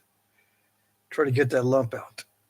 And if that doesn't work, then I'll have to deepen this notch. So I just made this notch on that side. I'm going to run flakes in, make it bigger. As far as the notch goes, it'll match this pretty soon. This one, as I nap into the main body, it'll get more like this. But if that doesn't work, I'm going to have to go back to this one and make it even bigger because I got to get rid of that thickness at the. See how thick and lumpy it is? It's not working with any other method. I'm attacking it in different ways and it's still not getting thinner. It's mainly because of the material voids. And there's a little bit of layering in there. I think I can overcome it, but I've got to just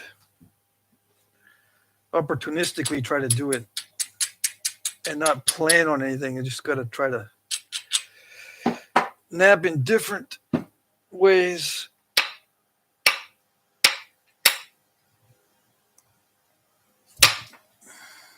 Okay, so I took a big old scoop out.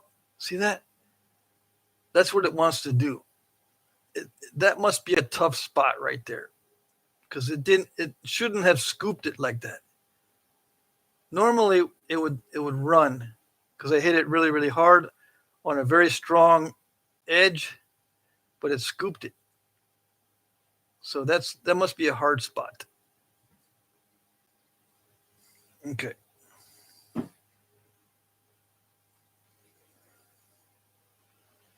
All right. I'm going to make it more narrow. So I'm taking flakes off of this side, making it more narrow on that original break. I'm just going to narrow this down. Get right up next to that lump. Okay.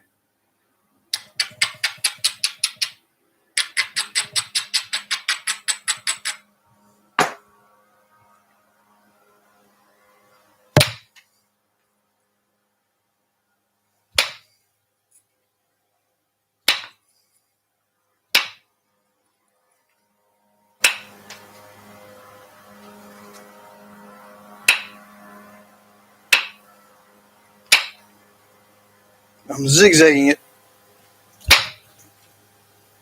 It doesn't always work, but usually works pretty good. Except this, in this case,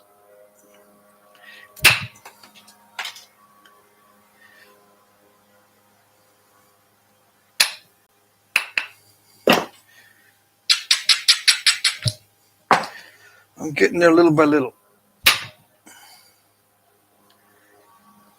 I finally got in close. Let's see if it worked. It stepped on the other side. So I think I can, yeah, all right. It looked like it was a land bridge, but it was loose. So yeah, it worked. Now I just got to remove this little steppy area there. But I thinned down the base. I thinned down the stem enough that I could haft it. Yeah.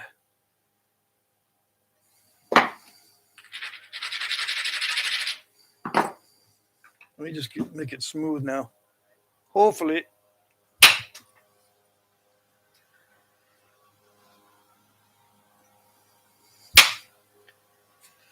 I'm nervous about snapping it in half.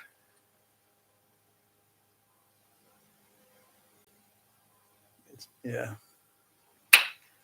Starting to get thin.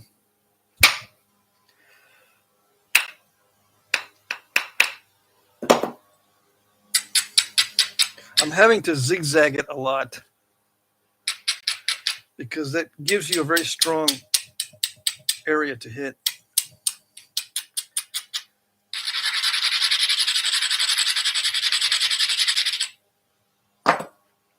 It's not really crushing a lot, but the flakes aren't traveling. Once the flakes start getting thin, they don't like to travel, at least like to snap.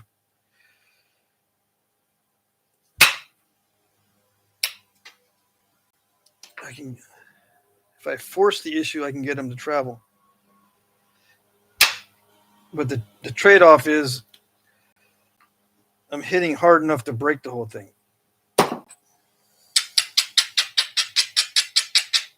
So I am able to thin down the edges, but they step right in the middle. I'll try to get that out from the other side.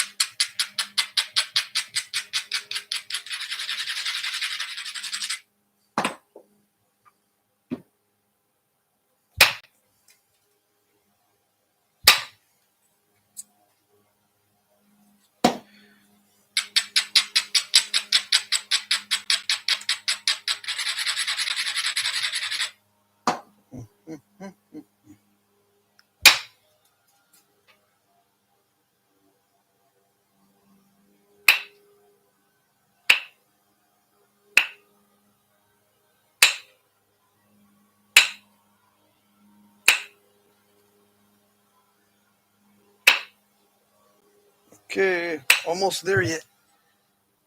Yep, almost there.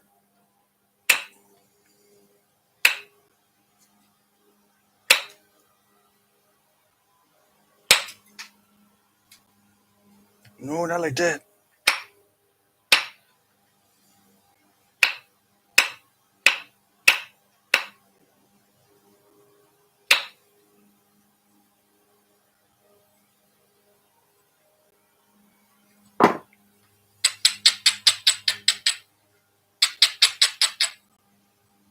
Yeah, I might not be able to get that step fracture out on the other side.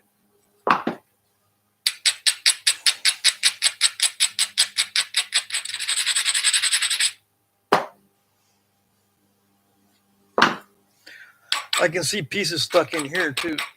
Can't have too many pieces stuck in the tip. It doesn't work right.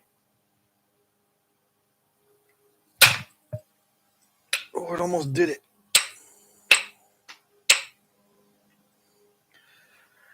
See, I'm trying to get the step fracture out of the other side. Almost did it with that one flake. I set a lot of it up just for that one flake, but it didn't travel. See, as these flakes get thin, they get very snappish. I might be able to pick that out.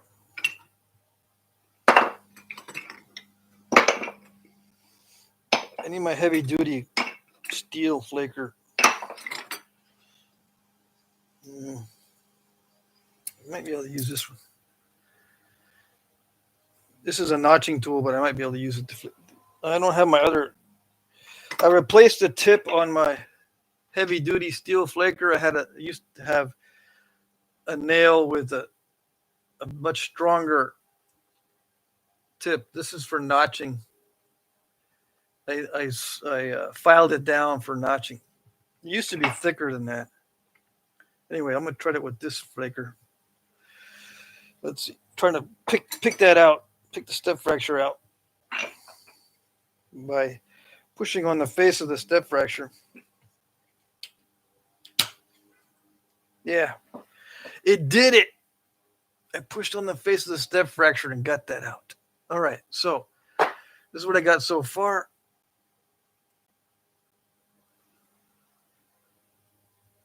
I'm going to do a little bit of pressure flaking on it. I'll stick around a little bit longer for the chat when I'm wrapping it up. Let me just try to thin this down a little bit more.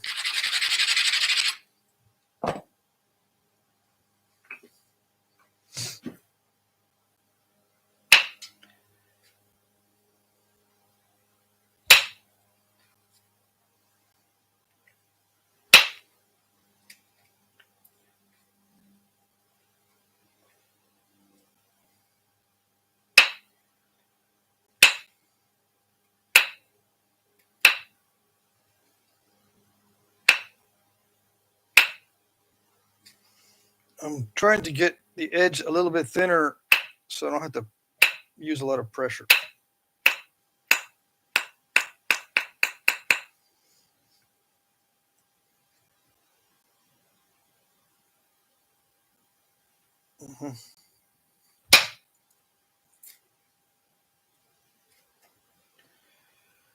Yeah, I can see where this is going to go.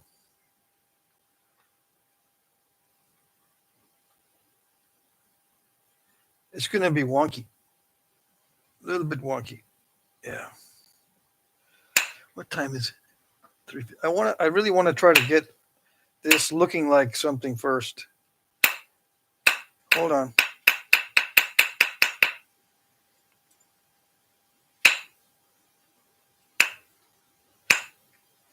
What I'm doing is just trimming a lot of this so that the edge looks better. I'm trying to trim off a lot of the crunchy stuff, but I'm losing parts of the stem because it still has incipient or pre-existing cracks. Okay, so it is getting thin or thinner, but I lost a lot of the stem just then.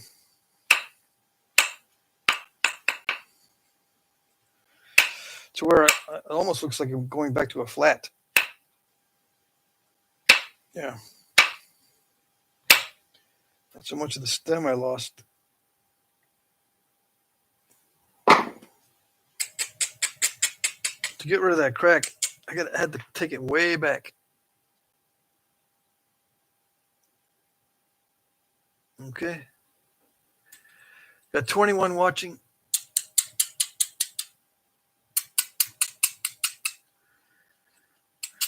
I'm going to wrap this up in a little bit. Yeah, I'll stay over the time a little bit because I want to make sure I don't miss anything in the chat.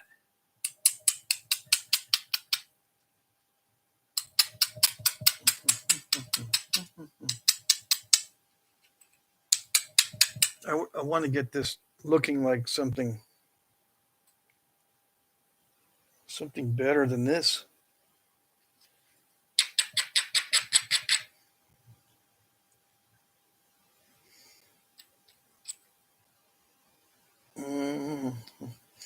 Yeah, I don't. Let's see. I could take another thinning flake, but I don't know. It's risky. Yeah,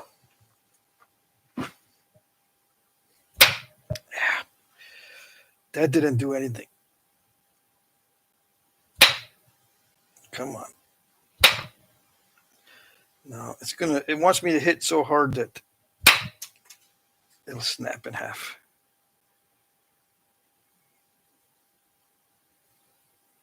Okay, so let me pressure flake it a little bit.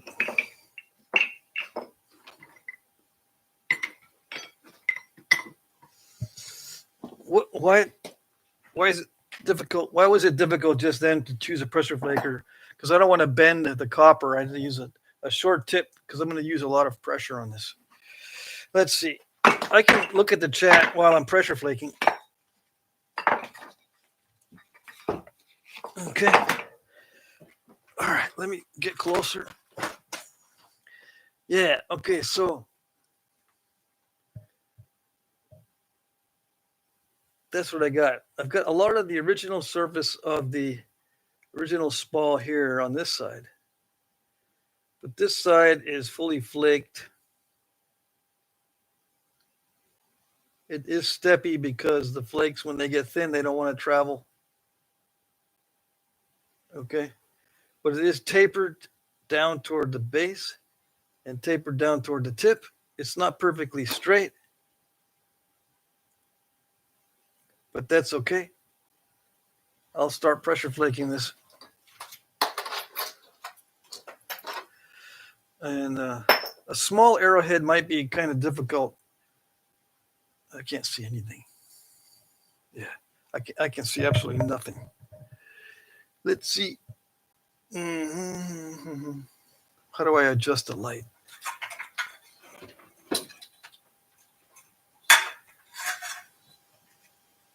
Yeah, I can see a little bit now. Okay. Mm-hmm. Yeah, it pressure flakes okay. I just can't see.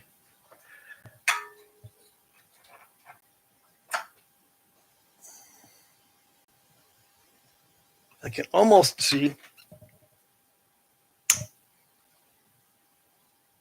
Yeah, it pressure flakes okay.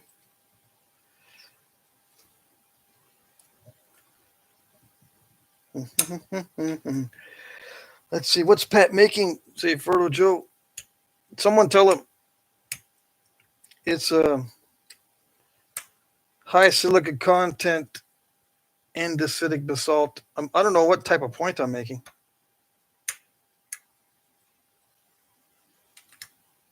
I'm making the easy peasy. It's an archaic point called the easy peasy. You didn't know? Or it could be a pre-Clovis easy peasy. There were a lot of stem points before Clovis.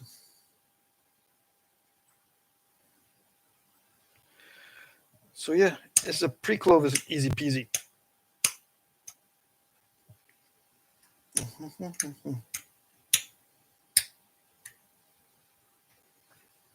Let's see.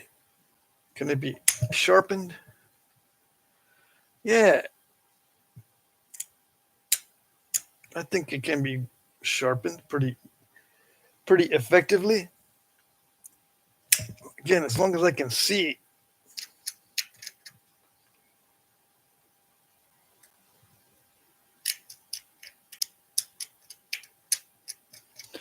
The thing I'm struggling against is the lighting.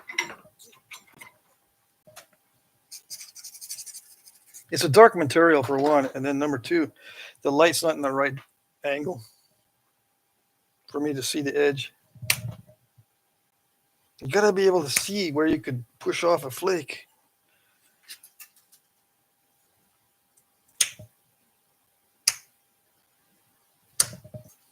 I'm using aggressive pressure. There's two types of pressure flaking, in case you didn't know. There's aggressive and there's passive. Aggressive is just press and force it. Passive is when you push it and increase slowly And there can't be any crushing before the release.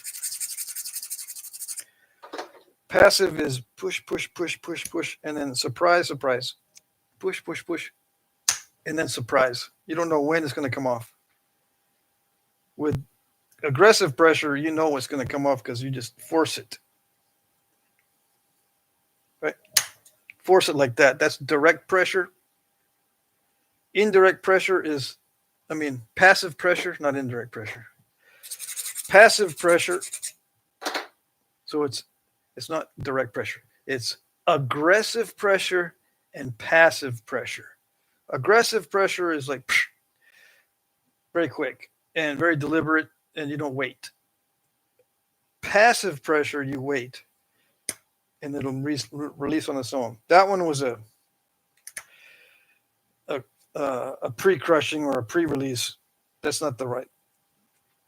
That didn't work right. You got to keep pushing, pushing, pushing, and then it will release on its own. It's like a surprise. That's passive pressure. Passive pressure works good for longer flakes. In general, not always, because sometimes it'll just crush and you won't be able to get anything with the passive. It just crushes, and you won't be able to get much with the aggressive pressure either. Now I'm just picking at it. If I can see. See, you can see it, but I can't. Because the angle is just not, it lights the surface, but I can't see the edge very well. I got to see where the dull spots are.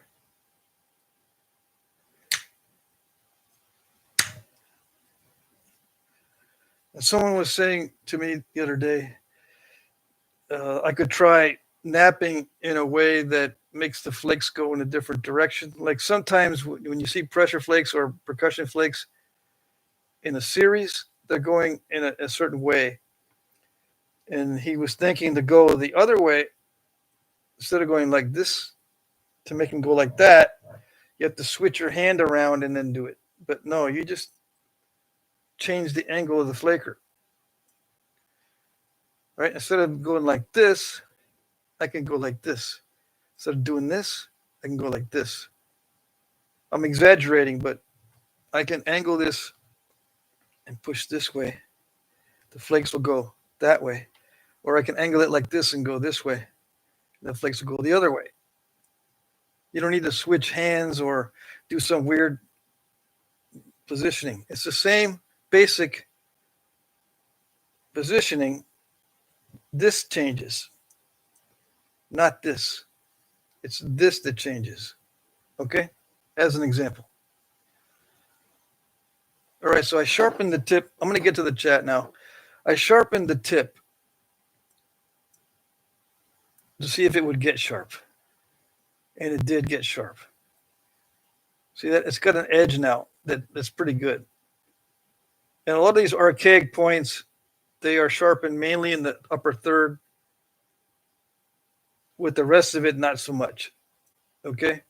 And then I can put a little stem. Let me put a little stem on it. With pressure. Okay? All right. Hold on. Now you can't see. See, when I can see, you can't. And I'm partially blinded right now. But you can kind of see what I'm doing. With aggressive pressure, I'm just going to put the stem in.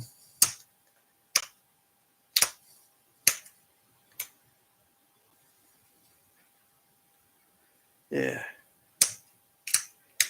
It's relatively easy to flake. It just doesn't want to cooperate as far as the distance.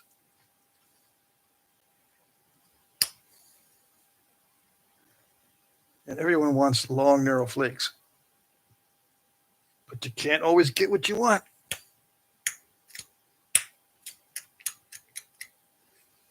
All right, I got to improve this edge a little bit. Hold on.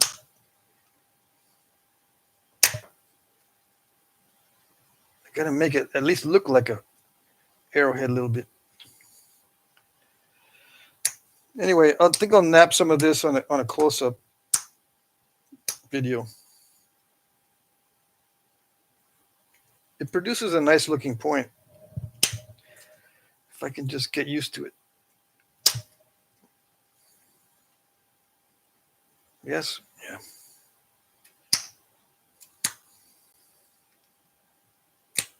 I still have a crack down here at the base.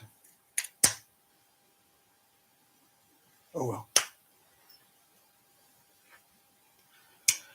Which means I lose a little bit of length again. The crack is making my life miserable.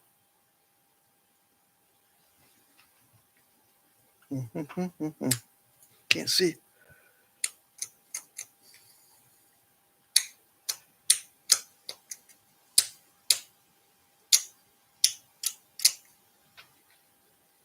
All right, so the base keeps giving me trouble with because it has a crack in it.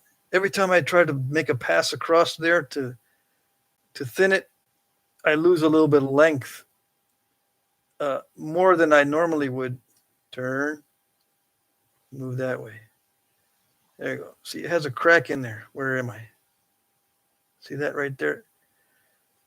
That crack goes in a ways, so it keeps messing up my day.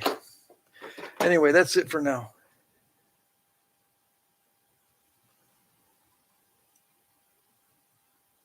It would take me some time to get used to this.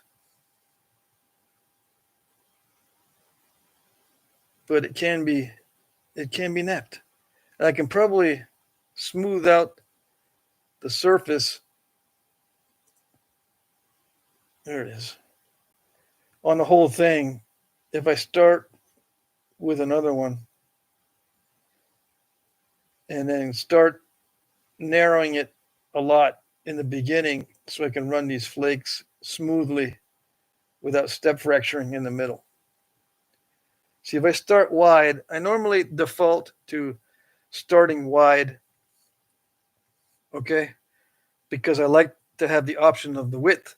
It gives me opportunities and options, especially if I blow out one side. There's still room where I can improve the symmetry. But with this material, when the flakes start getting thin, they don't like to travel up this way. See that step right there on the flake that went in? Normally on chert and stuff, that would continue at least a little ways past the center. But since these flakes are very snappy when they're thin, see, this is a thin flake. I can snap that with my fingers where I could not do this with that thickness with chert. Okay? So that, see how easy that was? I could do it without a glove on this hand. Usually to snap chert like this at this thickness, I would need 2 gloves. If I was able to do it. This one was super easy to snap it. Okay, so that's the issue with this stuff. It's not difficult to flake. It's just the flakes don't want to stay in one piece. Okay? All right. But it can still be done. Yeah, and I think it looks kind of cool when it's finished. Okay. What did I miss? Let's see. Excellent. I watched Harley's video. Says Bill Taylor. Yeah, Ferdo Joe says that's like our rock out here too. Yeah, New York style rock. But this is not as hard. This is soft material. You see how I snapped that flake? I can't do that with the chert we have around here, Bushy or Ferdo Joe. I can't do this with Esopus or Vermont chert. This is a totally different ballgame. It might look similar. Yeah, but it's not. Okay, let me go back and see. Smallzilla or Harley says, Patrick, you taught me the indirect pressure method and it helped to speed up my skill greatly. I'm quite thankful that your beer bottle bottom to point vid came across my feed. That's why I'm here now. Awesome. Yeah. So it's not indirect pressure, it's the passive pressure. I get mixed up too. There is such a thing as indirect pressure. That's why I make a distinction. Indirect pressure is when you use a jig. It's a leveraged pressure. So you push, you're levering.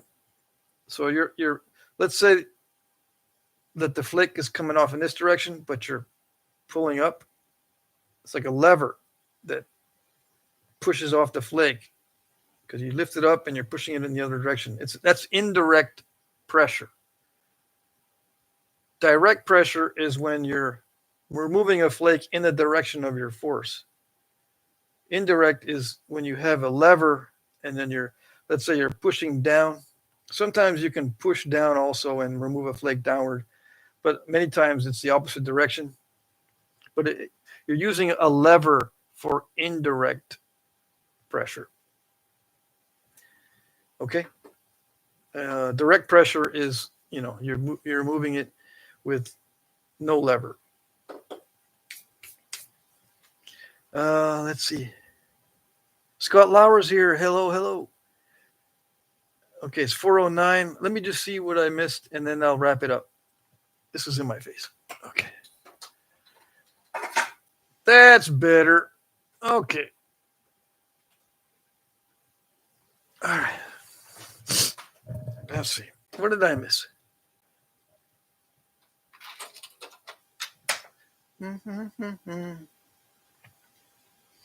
Yeah, this is what I call the easy peasy.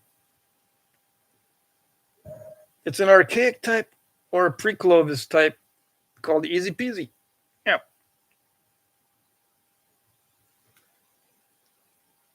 How do you haft these? Yeah, I'll show you it once in a while. I mean, I'll show it eventually. How to haft with just a tiny stem on it. The secret is to put a little bit of lashing up on the blade. You dull it a little bit on the blade, and you put lashings up on the blade a little bit. Not just down here. Not just down here, but you lash up on the blade a little bit. Okay? That's the secret. All right, let's see. How do I know? I've just seen one or two artifacts like that, where the lashing is up on the blade as well as on the stem. Okay? And that's why sometimes there's a constriction, I think. Right here, just above the barbs on points, sometimes you'll see a constriction above the barbs, right here on both sides. You'll see a constriction above the barbs. And that's, I think, for lashing. I think. It might not be, but I think that's what a lot of them were doing.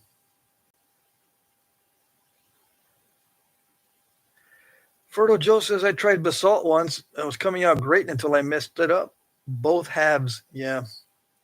Not all basalt is the same. There's some that is not as tough and some that is impossible, says Bill Taylor. Yep. Let's see here. I got to go, says Ed Gould. All right, we'll see you.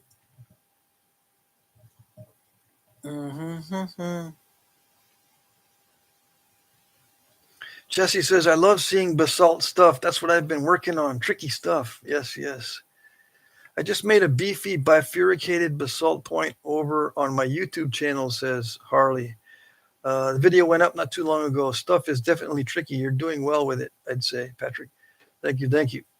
Okay, I'm going to end the live stream here in a minute. I don't see any major questions. Talking about basalt. Time for a cold one. Yeah. It's beer 30. Almost. What else we got?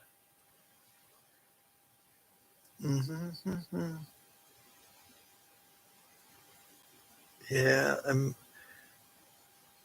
going to start calling these points by different names.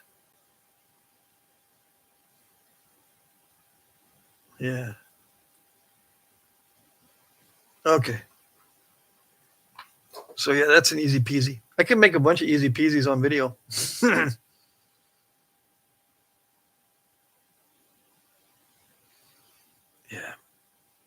And I don't know, are they? I think these are in Europe as well, except I think the stems are a little more rounded. It's not flat.